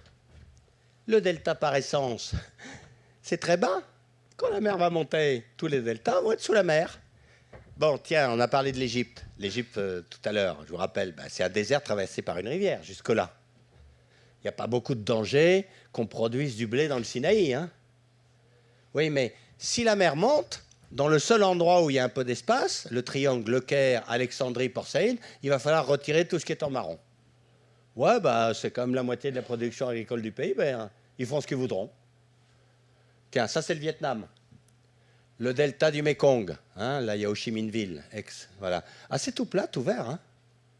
Ben oui, mais si la mer monte de 1 mètre, eh ben on évacue le tiers. 40%, ouais. C'est dommage, c'est la moitié de la production agricole du Vietnam. C'est 17 millions de personnes. Donc là, je soupçonne qu'il y a quelques endroits où il y a de la canne à sucre qui risquent d'être légèrement menacés. Bon. Voilà, avancer des déserts sur les savanes, alors vous, ça vous concerne moins, mais vous le savez, ça, il n'y a pas de problème. Le Sahel se transforme en Sahara, la Mongolie se transforme en désert de Gobi, et l'Australie devient un immense désert. Bon, moins d'eau, trop d'eau. Alors ça, c'est aussi une image qui permet de voir. Quand on est face à la mer, on a l'impression que sur Terre, l'eau, il y en a. Mais il y en a beaucoup en surface, mais pas beaucoup en profondeur. Alors ça, c'est les Américains, ils font toujours des trucs, tous les trucs possibles. Ils disent, si je racle toute l'eau, je la mets en tas, ça fait un tas qui n'est pas si gros. Hein. Oui, enfin, ce tas-là, je vous rappelle, il ne sert à rien. Ça, c'est l'eau salée. Je vous rappelle, les paysans sont pénibles, ils n'aiment pas l'eau salée. 96% de l'eau sur Terre est salée. Bon, donc, l'eau qui sert pour l'agriculture, c'est ça. Ah oui, c'est un peu moins. Ah oui, c'est que 3% de l'eau de la Terre. Non, mais attendez, c'est encore un de mes trucs. Ça, c'est l'eau pas salée, virgule, inatteignable. C'est l'eau qui est au pôle Nord, au pôle Sud, ou bien dans des nappes trop profondes. Donc ça, elle est bonne, mais on ne peut pas. Ben alors, elle est où, l'eau? Ben, c'est ça, quoi. La vraie eau. L'eau pas salée, pas gelée, atteignable, c'est ça. Point. Point. Point. Ah ben, c'est pas tant que ça, dites. Ben oui. Et en plus, elle est très très mal répartie. Il y a plein de pays qui en ont trop et plein qui en ont pas assez. Ben, c'est mal fait, hein. Alors, surtout dans les pays qui en ont pas assez, on a dit il n'y a qu'à arroser. On a même inventé un joli mot, il n'y a qu'à irriguer. Et actuellement, sur Terre, 1 champ sur 7 est irrigué. C'est quand même pas mal comme effort. Alors, je vous rappelle, il faut augmenter de 70%. Ben, il n'y a qu'à augmenter de 70% les surfaces irriguées. Les spécialistes disent non. On est quasiment au maximum des surfaces irriguées sur la planète. On va peut-être pouvoir augmenter de 20%. Basta. C'est dommage, hein. Augmentation du risque sanitaire. Vous êtes au courant, hein. Le plus grand assassin du monde, c'est celui-là, je vous rappelle. Hein. Le moustique, 800 000 terriens au tapis tous les ans, quand même. Hein. Ah, le moustique, respect. Mais il est très décrié, le moustique. Il y a au moins un défaut qu'il n'a pas, il n'est pas raciste. Vous savez, le moustique, il arrive, il voit un noir, il pique. Il continue, il voit un café au lait, il pique. Il continue, il voit un hidalgo espagnol, il pique. Il continue, il arrive à Paris, il pique. Autrement dit, il ne faut pas se faire d'illusions. Si la planète se réchauffe, on va avoir toutes les maladies des pays chauds, même chez nous. Et je ne vous dis pas là où il y a les pays chauds.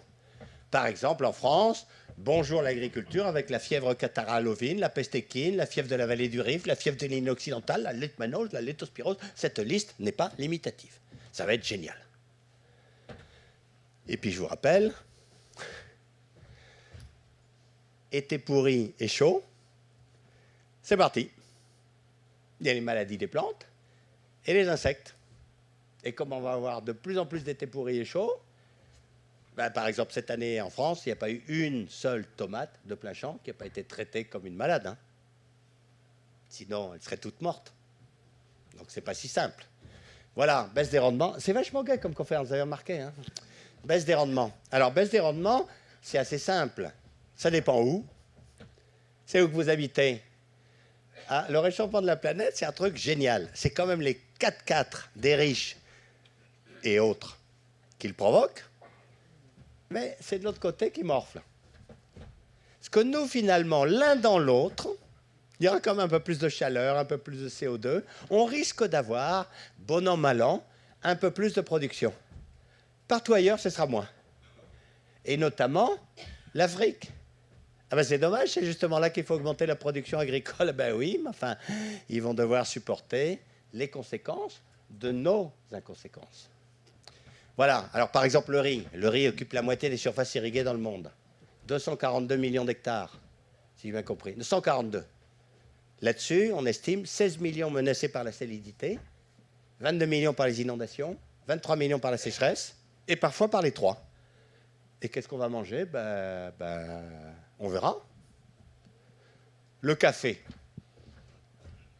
Le café arabica, il a un truc quand même, il aime bien les températures 19 à 25. Certains disent, d'ici 2050, les rendements du café arabica pourraient baisser de 38 à 90%. Mon petit noir, faudra passer à l'échicorée. Voilà. Et donc, le réchauffement de la planète, ne négligeons pas le fait que ça peut compliquer la vie d'un certain nombre de gens. Alors, qui est-ce qui va vraiment souffrir? Ceux qui vont souffrir, ce n'est pas seulement les gens du désert. c'est là où les gens sont très nombreux, qu'ils auront à la fois inondations et sécheresse. Et donc, les pays les plus menacés par nos inconséquences, Bangladesh, Inde, Madagascar, Népal, Mozambique, Philippines, bon, beaucoup d'endroits où justement on a faim. Bon, continuons à venir en bagnole, ça va, c'est pas chez nous. Nous, ça va. France, 133e pays menacé par le réchauffement de la planète. La France métropolitaine, ça ira. Enfin, l'île de la Réunion, moins. Hein. Bien. Alors, comme d'habitude, c'est trop tard, donc je ne peux pas expliquer pourquoi on est nul dans les écoles d'agriculture. Tout ce qu'on a enseigné, ça ne marche plus. Bon, alors on va aller, tant pis, vous aurez échappé à ça. Je suis incorrigible. Bon, je vais vous faire un résumé quand même. Voilà. On va quand même essayer de montrer ce qu'on peut faire, hein, parce que sinon, ça va vous couper l'appétit. Vous en préparez un buffet, ce serait dommage. Bien. Alors, tout ce qu'on enseigne dans les écoles d'agriculture, depuis un siècle, c'est du Monsieur Plus. Vous savez, comme la pub, plus de sucre, plus de crème, plus de chocolat, vous vous souvenez? Cette pub-là, je l'adorais au cinéma. Bon, ben nous, c'était toujours plus de terre, toujours plus d'eau, toujours plus de pétrole, toujours plus de chimie, toujours plus de tracteurs. C'était le bon temps. C'était le bon temps. Sauf que maintenant, 1, 2, 3. Ah ben c'est moins. C'est pas moins d'un seul truc. C'est moins de tout. De moins en moins de terre, de moins en moins d'eau ou trop d'eau, de moins en moins de pétrole malgré la petite embellie qu'il y a en ce moment, presque plus de chimie et presque plus de tracteurs. D'un seul coup. Qu'est-ce qu'il nous reste au fait? Il nous reste la bio. J'espère que la matière préférée de vos enfants à l'école, c'est la science de la vie et de la terre. Hein. Bienvenue dans le siècle des biotechnologies. On est en plein dedans. J'espère que les biotechnologies vont nous sauver la mise, sinon on va crever de faim, objectivement. Même en France. Ce n'est pas parce qu'il y a des boulangeries, là, rue du Louvre, qu'elles seront approvisionnées dans 50 ans, si on ne s'en occupe pas. Hein. Bien. Alors, le problème des biotechnologies, c'est les querelles de famille. Parce que dans la famille bio, il y a 2 familles. Oh là là, elles ne s'aiment pas du tout. Hein. Non, il y a la famille accélérée et la famille respectée. Alors, la famille accélérée est très bien représentée aux United States of America. Et ils disent, comment on va faire s'il n'y a plus d'engrais, plus de pesticides, plus de tracteurs? Mais je t'arrange le coup, qui dit le scientifique. Je t'arrange le coup. Je te mets directement la fonction dans le gène et les OGM sont arrivés. Succès incroyable.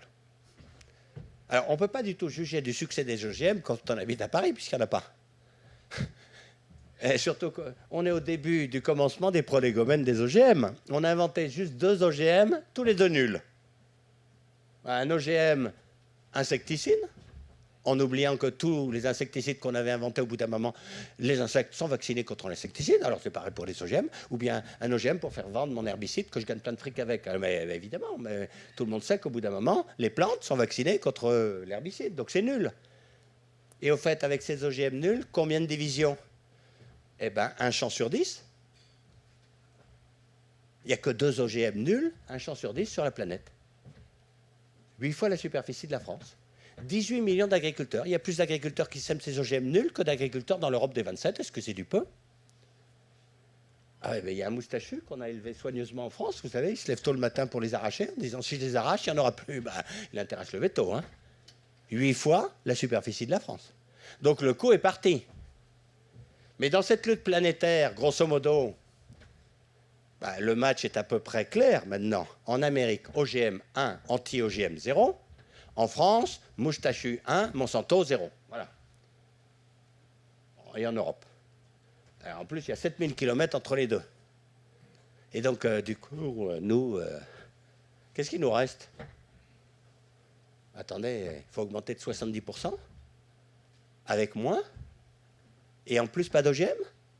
Qu'est-ce qu'il nous reste? La mère nature. Hein, la mère nature, les champignons, les bactéries, les associations de plantes, les arbres, les papillons, les coccinelles. J'espère que ça va le faire. Hein. Et c'est là qu'on est très content d'un mot qu'on a contribué à inventer à l'École supérieure d'agriculture d'Angers. Agriculture écologiquement intensive. Quand je lance ça fièrement, les gens disent « ça sent l'arnaque ». Il faudrait savoir, vous êtes écologiste ou vous êtes intensif? Les deux, en général. Mais les écologistes ont raison. On est vraiment au bout des limites des ressources de la planète, et en plus, la planète se réchauffe. Donc ils ont raison. Le problème entre nous, c'est qu'on est nul de chez nul en écologie. Ben, c'est normal. Ben, personne ne cherchait. Regardez l'INRA. L'INRA en France, c'est un grand centre, 7000 chercheurs. Ben, ils ont divisé en deux, c'est normal. Ils ont dit, j'en mets 6950 sur l'agriculture chimique et 50 sur l'agriculture bio. Réglo. 30 années ont passé. À votre avis, on est meilleur en agriculture chimique ou meilleur en agriculture bio? Évidemment, on est meilleur en agriculture chimique. Il faut se dire, grosso modo, les inventions de l'agriculture chimique, elles sont derrière nous, elles sont déjà faites. Et les inventions de l'agriculture bio, elles sont devant nous, puisque personne n'a cherché. Heureusement, le CIRAD, il a cherché plus là-dessus que l'INRA. Il était un peu plus clairvoyant du XXIe siècle, à mon humble avis, mais bon.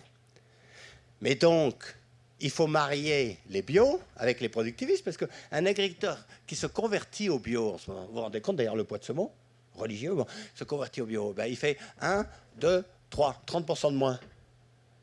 Mais le compte n'y est pas. On vient de dire qu'il faut augmenter la production agricole de 70%. On ne va pas commencer de baisser de 30% dans toutes les régions agricoles où on est bon en agriculture, sans savoir si ceux qui ne sont pas encore bons en agriculture vont devenir bons. Donc il faut continuer à avoir la même production, mais par d'autres méthodes. C'est parti. Alors, grosso modo, il faut toujours produire de la nourriture, plus, il nous l'a dit, de nos champs, surtout en France, où on aura moins besoin de nourrir de gens puisqu'on ne se reproduit pas, un peu de pétrole, un peu de textile, un peu d'isolant, un peu de médicaments, un peu de tout. Donc il faut quand même augmenter. Mais nos technologies sont en train de se casser la figure. Donc ceci est un appel à la créativité. Est-ce qu'on va trouver des nouvelles technologies moins gourmandes en ressources naturelles? Sinon, ça va aller mal. Donc grosso modo, ce qu'on sait bien faire, c'est produire plein de nourriture avec des fuites et puis un peu de textile, un peu d'autres choses. Mais on ne fait pas confiance au soleil, à la nature, parce que non, la nature, non, c'est nul la nature. On va attendre les sécheresses, les inondations, les ouragans, le truc, non. On va faire confiance à la science. Moins il y a de nature, plus il y a de science, mieux c'est. Bon, le problème, c'est que, contrairement à ce qu'on pense depuis 2 mois, il y aura bientôt plus de pétrole. Puis de toute façon, mais il n'y aura plus non plus de phosphore. Il n'y aura plus de rien. On aura fini toutes les mines. Bon, et donc il va bien falloir se mettre là. Et puis il y a tous les écolos qui nous disent les fuites, ça commence à bien faire. Hein. Enfin, les chiffres que j'ai entendus tout à l'heure sur les fuites, quand même, ça commence à bien faire, quand même. Et donc en France, ils disent non, mais quand je vais en Bretagne, je veux bien manger une côte de porc, mais j'aimerais bien boire de l'eau du robinet, quand même. Et puis quand je vais me baigner, j'aimerais bien me baigner sur une plage sans algues. Et puis surtout, là, il n'y a pas photo. Arrêtez avec le cancer, quand même. Hein. C'est pas terrible, le cancer. Bon, arrêtez les fuites. Bon, eh ben, c'est ce qu'on va faire. On va essayer d'arrêter les fuites. Tout le monde sera content.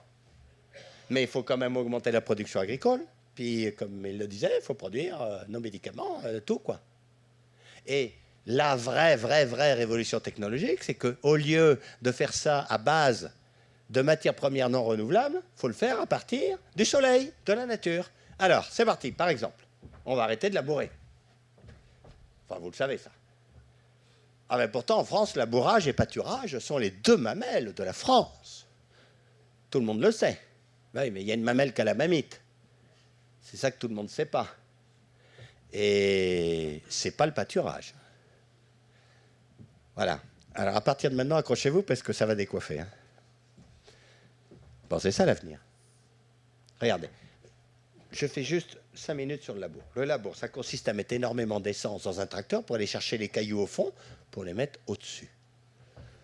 Ben, si on aime les cailloux. Vous avez vu les tonnes de champs maintenant? C'est les champs de cailloux. Ça consiste à tasser le sol, comme ça, quand il pleut, ça fait une belle mare. Ben, si on aime les mares.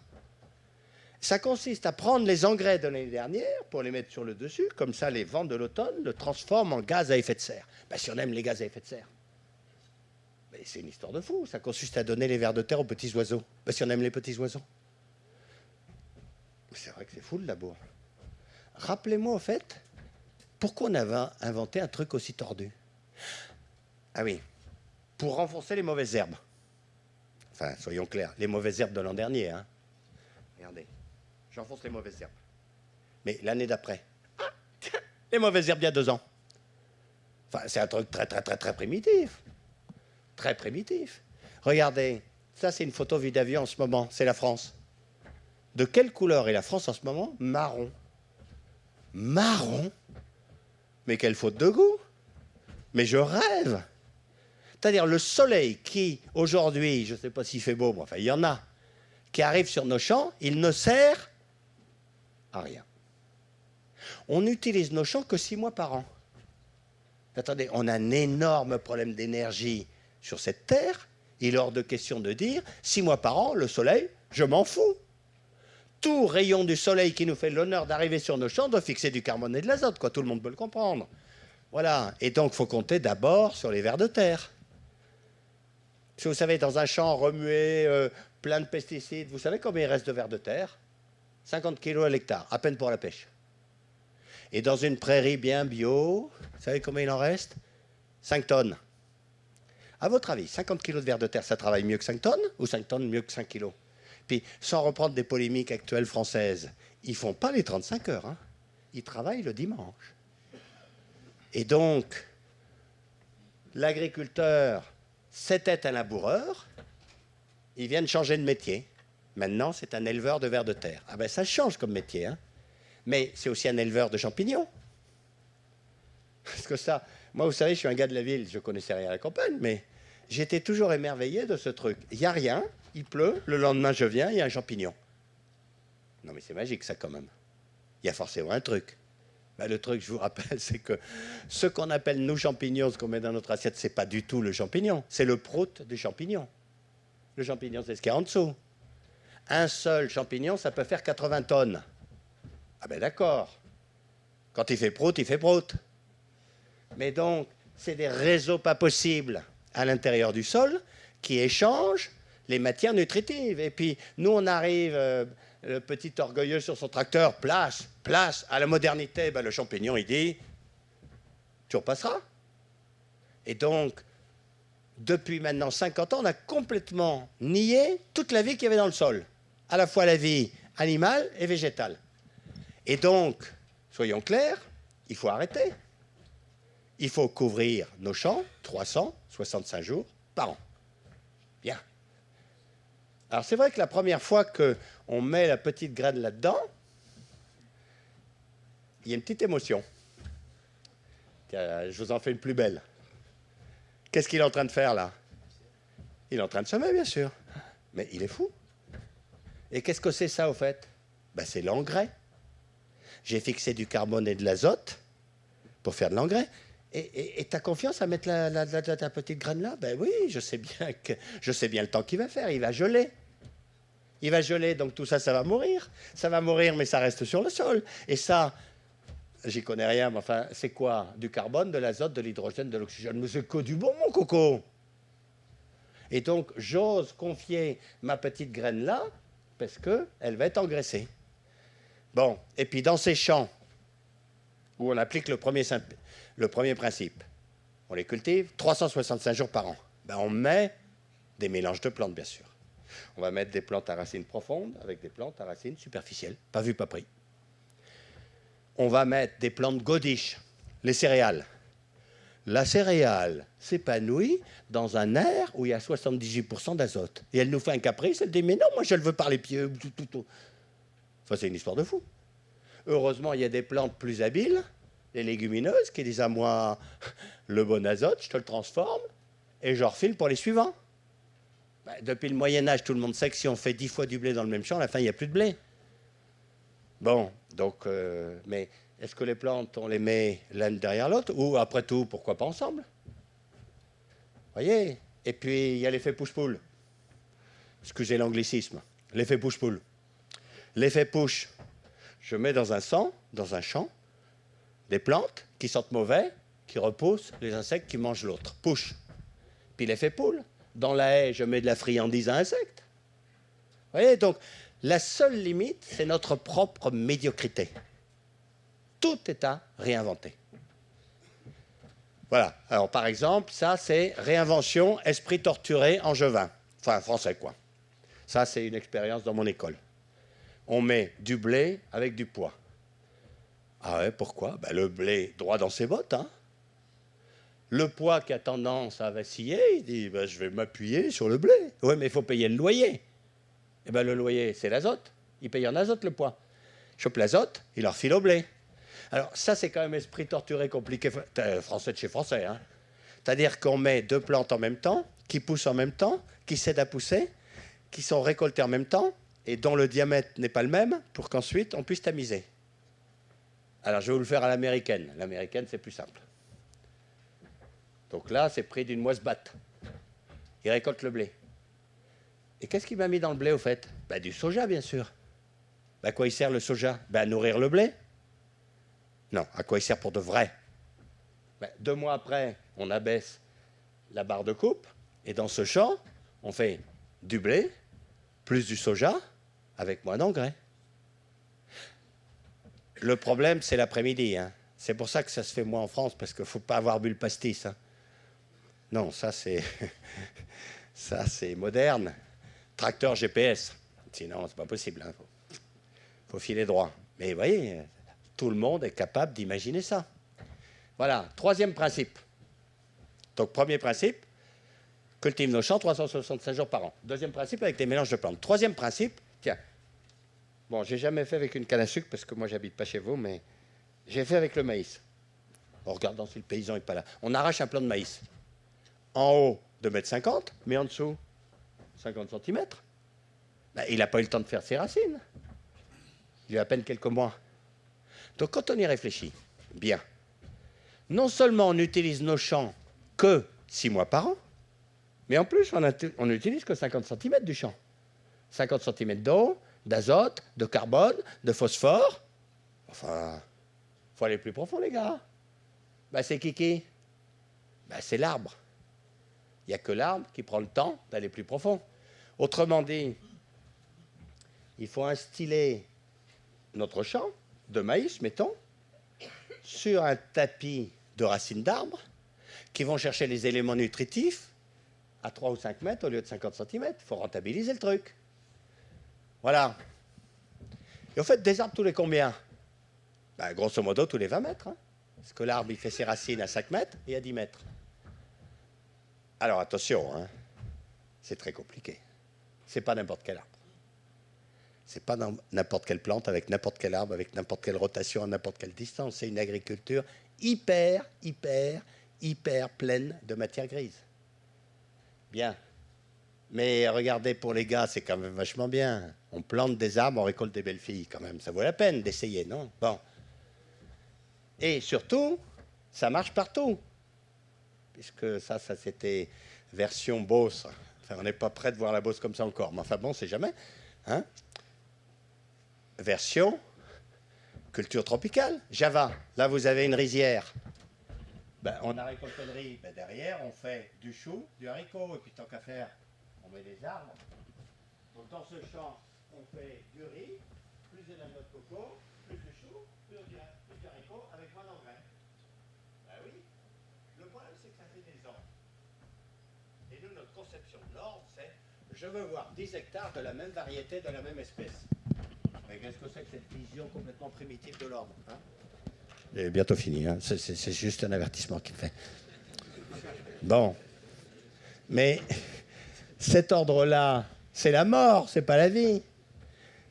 Ben, dans les pays tropicaux où le soleil donne et l'eau donne, il faut étager, les gars. Hein, faut mettre des plantes au ras du sol, plus des plantes moyennes, plus des plantes un peu grosses, plus des autres.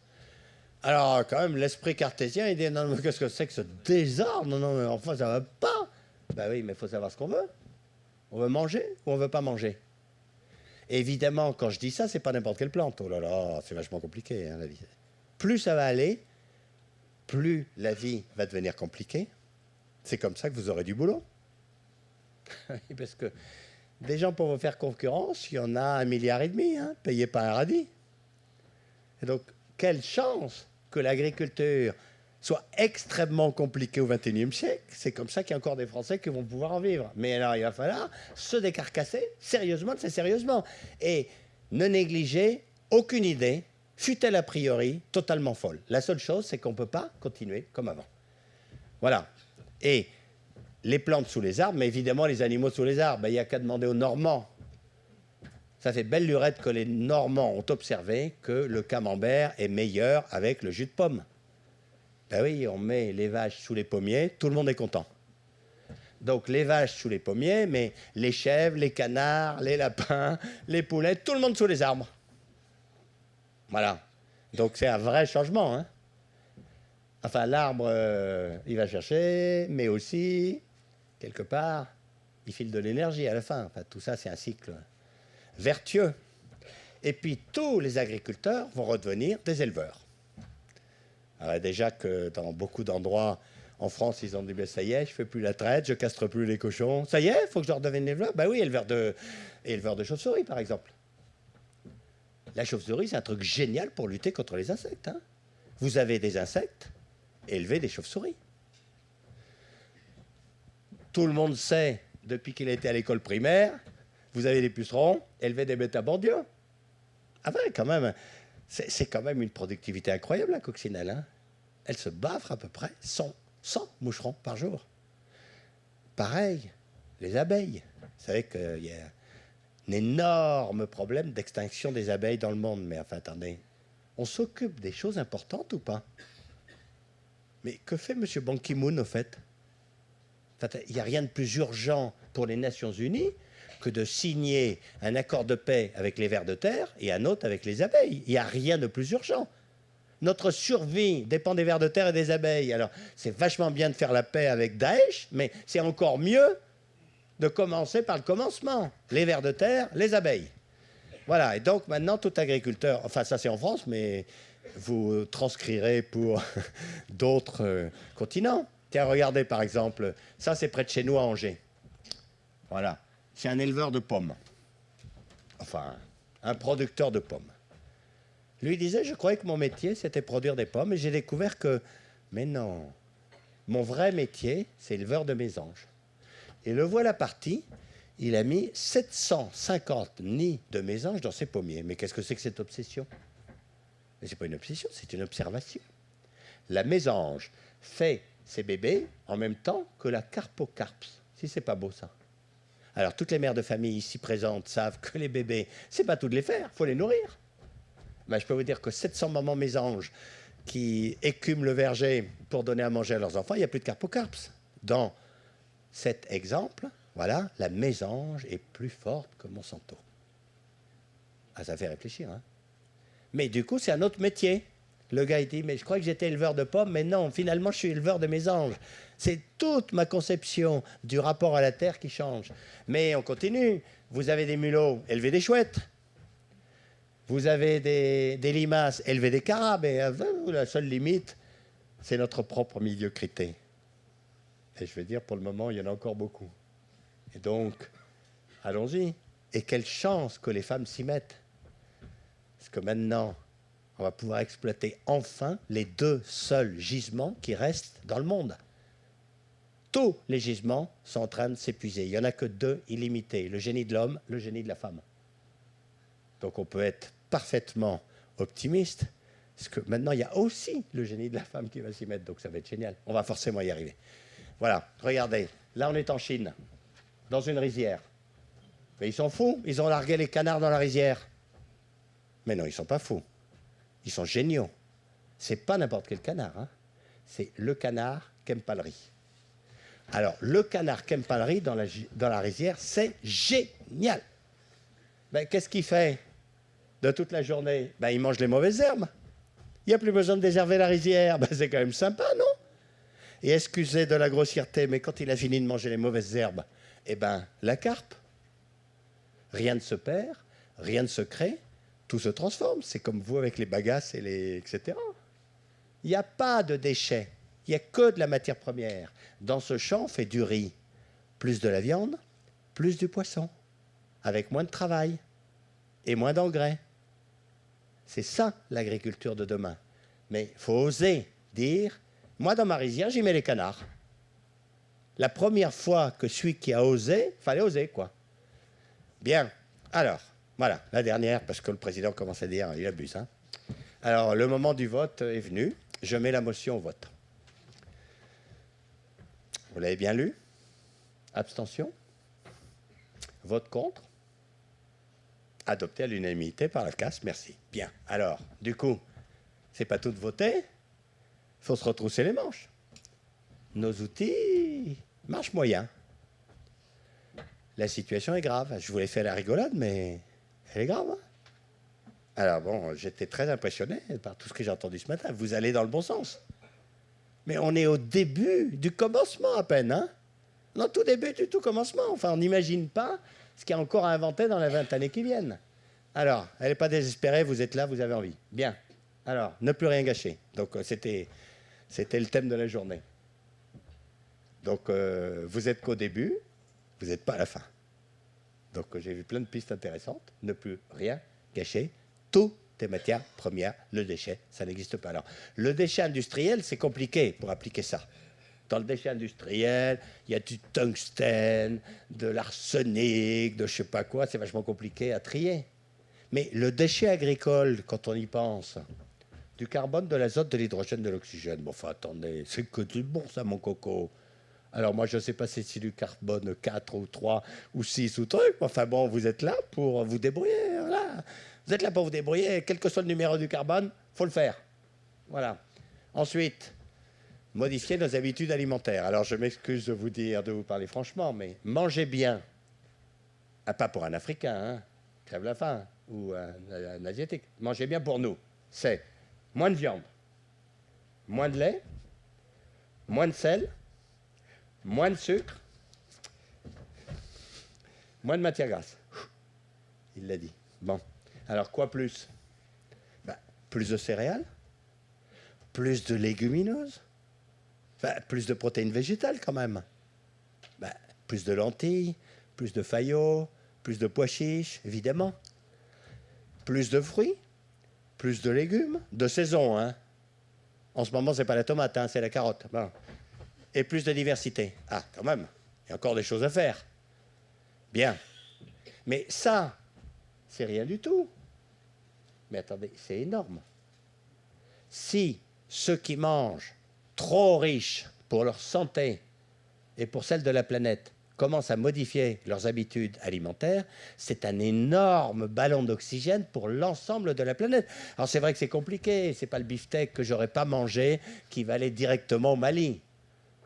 Mais bon, si on ponctionne moins les ressources de la planète, il y a plus de chances que tout le monde mange. Et de ce point de vue-là, ce que j'ai entendu sur cette plante miracle sur laquelle vous travaillez, c'est vrai que c'est quand même une plante super spécialiste de transformer l'énergie solaire en carbone. Bon, donc, quelque part, vous avez certainement plein de choses à inventer. Bien, inventer cette agriculture écologiquement intensive, produire plus et mieux avec moins, ce qui est quand même bien plus amusant que produire plus et moins bien avec plus, ce qu'on a fait jusqu'à maintenant. Donc, quand je disais nous sommes à l'année zéro de l'agriculture, c'est quasiment ça. Nous sommes à l'année zéro de produire plus et mieux avec moins, alors que jusque-là, on a su produire plus et parfois moins bien avec plus. Bien. Éventuellement chercher nos OGM. Bon, ça, pas en France dans les 20 ans qui viennent. Hein. C'est mal parti. Non, moi, je disais à mes étudiants, vous aimez les OGM, apprenez l'anglais. Ou le chinois, d'ailleurs. Hein. Ou le chinois, parce que le grand moment est venu, le striptease du conférencier, il ose tout, celui-là. Hein. À votre avis, c'est quoi, ça? Pur coton OGM, Parti communiste chinois. La quasi-totalité du coton fait, notamment en Chine, il est OGM. Enfin bon. Donc il y a quand même un truc qui est bon pour les Français. Si jamais à la fin des fins les OGM marchent, on va pouvoir discuter les prix puisqu'on est à la bourse de commerce. On aura 2 fournisseurs, Monsanto et Parti communiste chinois, mais pas les Français.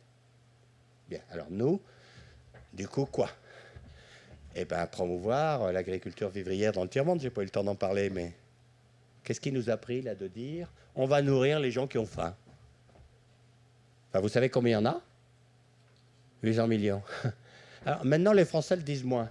C'est les Brésiliens qui disent ça. J'ai sans arrêt des journaux brésiliens qui m'appellent en disant « Monsieur Parmentier, vous qui savez, ah bon, expliquez-nous pourquoi la vieille Europe continue à faire de l'agriculture. » Franchement, Mais je ne vois pas pourquoi ils se décarcassent, mais on s'occupe de tous les Brésiliens. Ah bon, je leur dis? Rappelez-moi combien vous êtes, tiens, déjà les Brésiliens. Combien? 220, 240 millions, ça? Tiens, je vais vous donner une bonne idée. Si vous nourrissiez déjà tous les Brésiliens, ce serait une bonne idée. Non, aujourd'hui... Enfin, mettons même qu'une fois que vous avez nourri tous les Brésiliens, il y a du rab. Vous avez du rab pour 1 milliard de personnes? Mais même si vous aviez... Vous y croyez, vous, à un monde où on va faire voyager sur des dizaines de milliers de kilomètres, des centaines de milliers de tonnes de produits périssables pour aller au fin fond d'un village où il n'y a pas de route, au Burkina Faso, pour les vendre à un paysan qui n'a pas un radis pour vous les acheter? Mais c'est purement et simplement de l'arnaque intellectuelle. Attendez, les Africains doivent manger de la nourriture africaine, les Asiatiques de la nourriture asiatique, et aussi les Français de la nourriture française. Alors je ne dis pas qu'une bouteille de champagne ne puisse pas circuler de temps en temps, mais la vraie nourriture, ben, il faut qu'elle vienne à moins de 500 km de chez soi.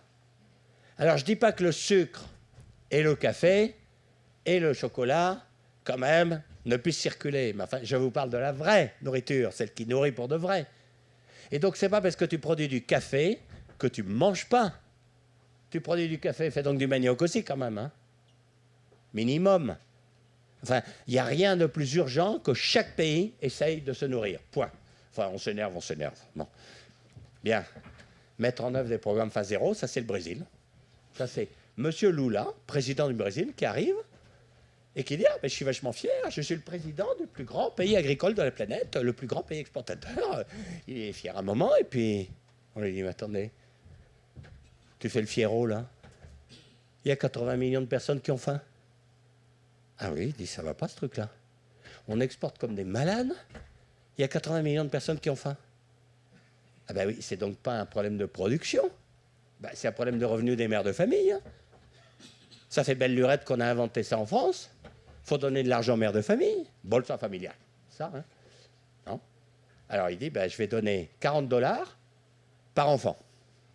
Jamais au père. Hein. Ah non, ne jamais donner l'argent au père. Non, on le donne à la mère. Mais on est moderne. Je ne donne pas d'argent. Parce que sinon, dans des pays où il n'y a pas beaucoup de police et tout, corruption... Non. Je donne une carte de crédit. Ou encore mieux, un téléphone portable. Une carte de téléphone portable. Comme ça, il n'y a pas d'argent qui circule. Et je donne les $40 que si l'enfant va à l'école. Alors maintenant, vous êtes l'épicier du coin. Il y a 100 gamins dans le village. Ben, vous avez vite fait le calcul. 100 fois 40, $4 000. Ah ben je vais faire rentrer du riz, je vais faire rentrer des haricots, ben normal. Mais vous êtes petit épicier, vous achetez pas le riz en Thaïlande. Et comme on essaye d'organiser un peu du coup, eh ben voilà. Pourquoi vous croyez que non seulement il s'est fait réélire, mais il est parti avec 80% de popularité. Puis sa copine, c'est pourtant pas beaucoup de charme, s'est fait réélire. Et là, encore une fois, tout le monde a dit, ben non, les classes moyennes ne sont pas contentes, il s'est quand même fait réélire. Ben, c'est la différence entre manger et ne pas manger. Dans le Nord-Est, ils ont fini par voter quand même, on disant, il n'a pas beaucoup de charme, le truc et machin, les Jeux Olympiques, mais enfin, on mangeait, les gars. Il n'y a rien de plus important pour un gouvernement de dire, déjà, moi, je voudrais que tout le monde mange dans mon pays.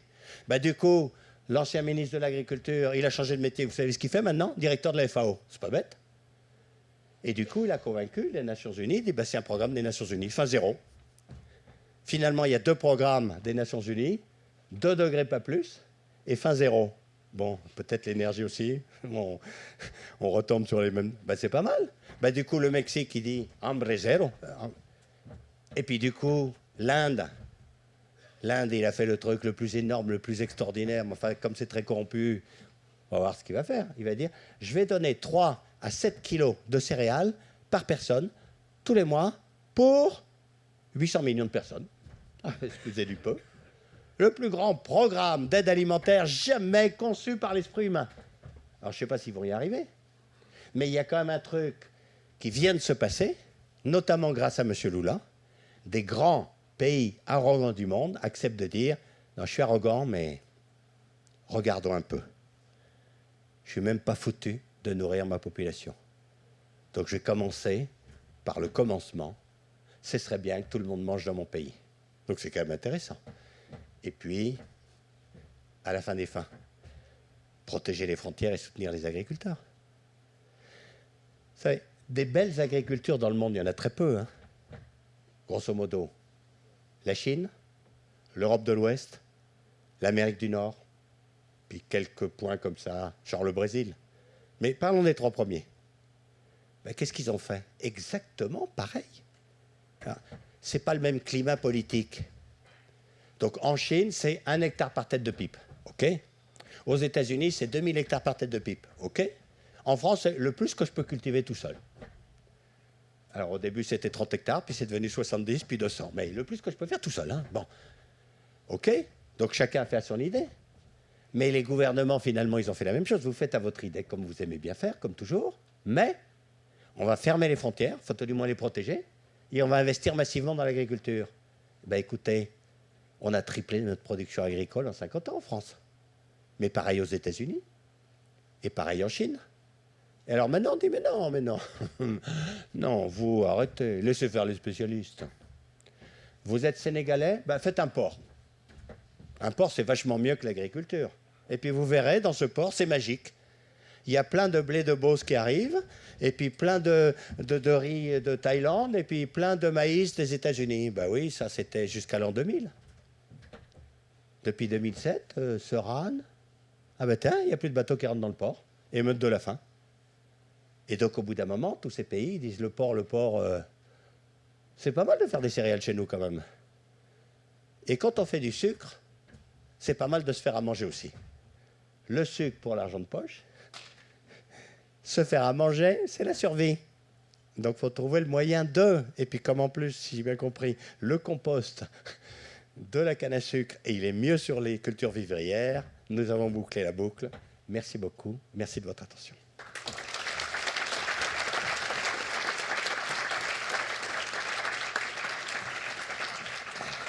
Alors, on va oui, vous l'avez explosé, mais c'était passionnant. Il y aura peut-être quelques questions. On va en prendre 2, 3, pas plus. Et puis après, je vous propose qu'on les continue autour d'un verre. Alors, qui veut se lancer? Une question qui n'ouvre pas un chapitre d'une 30aine de minutes, parce que sinon, ça ne va pas le faire. Il commence à me connaître. Qui veut y aller? Bruno Dari. Oui, Bruno Dari, un ancien de Saint-Cyr, Quidan. Voilà. Comme ça. Non, il y a un aspect que vous n'avez pas soulevé, que vous avez un peu soulevé au départ au XXe siècle, mais qui arrive au XXIe siècle, c'est que c'est beau de produire, mais s'il n'y a pas la sécurité dans les pays, entre un éleveur de grains et celui qui délivre du plomb, la différence est tout de suite faite. Oui, non, mais je suis d'accord. Mais il m'avait laissé qu'une heure et demie, c'est terrible. Mais oui. Tout le monde sait que quand on fait Kalachnikov, on ne fait pas charrue. Bon. Mais c'est des deux côtés. Quelque part, on laboure plus, oui. Quelque part, on se fait la guerre parce qu'on a faim. Et ensuite, on a faim parce qu'on se fait la guerre. Mais ceci dit, ne soyons pas totalement pessimistes. Contrairement à l'impression qu'on a en France, il n'y a jamais eu aussi peu de guerres dans le monde. Les Français se sentent cernés en ce moment, parce que les guerres, ça commence en Ukraine, ça continue au Moyen-Orient, ça finit au Sahel. On se dit, mais maintenant prenons du recul. Il n'y a plus une seule guerre en Asie, il n'y a plus une seule guerre en Amérique latine, il n'y a pratiquement plus de guerre en Europe. Même Poutine ne va plus avoir les moyens avec son gaz de faire la guerre en Ukraine. Donc c'est très localisé. Alors je vais même vous donner des chiffres encore plus cyniques. Au XXe siècle, 5% des morts du siècle, c'est des morts violentes. Guerre et attentats. Actuellement, 0,8%. Autrement dit, l'esprit humain, la raison humaine est en train de triompher. Alors pas partout, mais quand même elle est en train de triompher. Et finalement, ça rend encore plus inadmissible le fait que malgré ça, il y a toujours autant de gens qui ont faim. Il y a de moins en moins de gens qui meurent sous les balles, et il y a toujours un gamin qui meurt de faim toutes les 10 secondes. Parce que même les guerres les plus horribles, les plus atroces actuellement, c'est plus les guerres d'avant. Hein. Enfin, excusez ce cynisme, mais Syrie, 200 000 morts. Mais dans le temps, nous, on a laissé 1 million d'Algériens au tapis avant de partir. Pol Pot, c'était 1,7 million. Le Biafra, c'était 1 million de personnes. Donc, prenons du recul. Le monde va mieux du point de vue des guerres. Le monde va toujours aussi mal du point de vue de la faim. Et donc, c'est encore plus important d'être agronome que d'être militaire aujourd'hui. Ceci dit, je vais vous dire, l'école de guerre m'invite. Hein. C'est très impressionnant pour moi. Et ils me disent, mais monsieur Parmentier, dites-moi, est-ce que les paysans vont y arriver ou pas? Parce que sinon, c'est nous qui reprenons la main. Voilà, c'est aussi simple que ça. Et moi, finalement, j'ai une petite faiblesse pour les agronomes. À la martingale étant de reconvertir les militaires en agriculteurs. Il y en a certains qui... Non, il en faut encore, mais il en faut encore. Oui, une question. Juste une remarque, Nicolas Vernier de BRL Ingénierie. Donc nous sommes spécialistes de la gestion de l'eau pour l'agriculture. Et donc c'est aussi, il nous semble, un domaine dans lequel on peut énormément optimiser, à la fois pour faire plusieurs rotations de cultures, notamment dans les pays du Sud, avec des systèmes irrigués et avec des systèmes irrigués mais bien gérés qui permettent de consommer beaucoup moins d'eau. Et c'est vrai aussi pour la canne. Et également dans les pays du Nord où on peut aussi faire mieux produire avec moins d'eau et tant en qualité qu'en quantité. Entièrement d'accord, je n'ai pas eu le temps d'en parler, mais tiens, puisque vous m'offrez le truc, demain soir sur la 2, je vous en causerai. Voilà, il y a une émission sur l'eau, ils m'ont interviewé, je ne sais pas ce qui passera, mais apparemment très intéressante sur la gestion de l'eau dans le monde. Voilà. Et donc, oui, évidemment, parce que bon, je n'ai pas parlé en détail de la pénurie de terre, de la pénurie d'eau. Bon, actuellement, on croit qu'il y a abondance de pétrole, mais enfin, à moyen terme, ce sera pénurie quand même. Donc, ça fait partie des choses qu'il faut gérer goutte à goutte au mieux. Bon, j'ai aussi participé à une émission qui passera sur France 3 le 24 janvier sur le thème « Qu'est-ce qu'on fait dans le Sud-Ouest quand il n'y a plus d'eau dans la Garonne l'été ?» Parce qu'il n'y aura plus d'eau dans la Garonne l'été. Il y a qu'à avoir plein de rivières dans le monde. Bon, inutile de dire que ça va légèrement changer toute la vie, et notamment la vie des agriculteurs dans le Sud-Ouest. Voilà. Donc, c'est vrai, l'eau est un point totalement fondamental. Et j'imagine dans la canne à sucre aussi. Ok, une dernière question pour Bernard Sigmund. Et puis après, on a juste un petit problème. Juste avoir votre avis. Est-ce qu'on peut allonger ou compléter le paradoxe agriculture écologiquement intensive avec OGM? Ah bah oui, ah bah évidemment que oui. Ah non, mais j'attendais la réponse, bien sûr. Évidemment que oui. Voilà. Alors maintenant, chacun suivant son tropisme. En Europe, c'est fini pour une génération. On attend la prochaine peur. Hein, on avait peur du nucléaire. Maintenant, on a peur du gaz carbonique et des OGM. Bon, on attend la prochaine peur. Mais vous savez, imaginez ce qu'à Dieu ne plaise, que la boulangerie d'à côté affiche plus de farine, plus de pain. Ça fait l'ouverture du 20h. Et là, vous allez voir le changement d'attitude de l'opinion publique française se retourner vers les agriculteurs en disant « Mais vous êtes cinglés? Plus de farine? Vous vous démerdez comme vous voulez, je veux du pain. » Bon, et pour le moment, on a du pain, on a tout ce qu'il faut dans l'assiette, donc on fait les... Et puis on fait les déficits sélectifs. Hein. Parce que dans l'assiette, j'en veux pas. Mais quand je vais à l'hôpital, c'est différent, j'ai peur et j'ai mal. La moitié des nouveaux médicaments, c'est du génie génétique. Le génie génétique, c'est je mets le nom médical des OGM, shoot-aimant de partout, truc, ben là j'ai peur. Donc voilà, probablement pour une génération, on ne fera pas d'OGM, mais moi je relève le défi, ce défi planétaire. En Amérique, ils vont essayer les OGM. Nous, on n'en veut pas. Mais attendez, il y a encore bien plus à faire avec l'agronomie qu'avec les OGM. Donc, il nous reste un énorme terrain de jeu. Le problème, c'est est-ce qu'on se décide vraiment à regarder tout ce qu'on peut faire avec la vie du sol?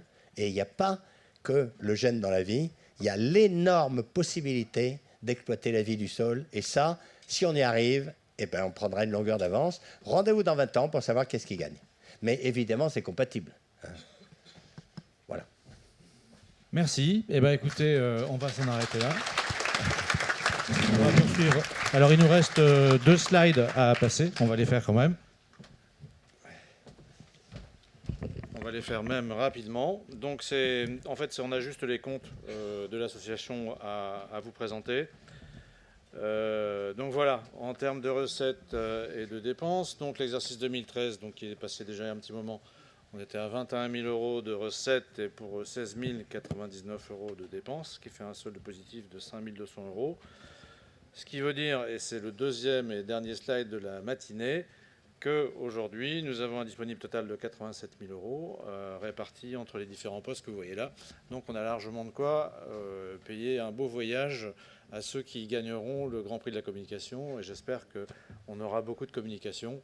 Pour la bonne forme, je suis obligé de vous demander qui vote contre, qui s'abstient. Et donc c'est adopté à l'unanimité. Merci. Alors... on va en rester là pour ce qui est des présentations formelles. Il y a un petit buffet à côté. Je vais vous demander de le finir complètement, de laisser rien. Je serais vraiment terrorisé s'il restait quelque chose. Donc nettoyez-le. Les présentations papier seront sur le site AFCAS assez rapidement. Et ensuite, les captations vidéo vont être sur le site un petit peu à la fois d'ici le début de l'année 2015. On vous en informera par email et faites-les connaître, faites-les diffuser si vous les avez trouvées intéressantes.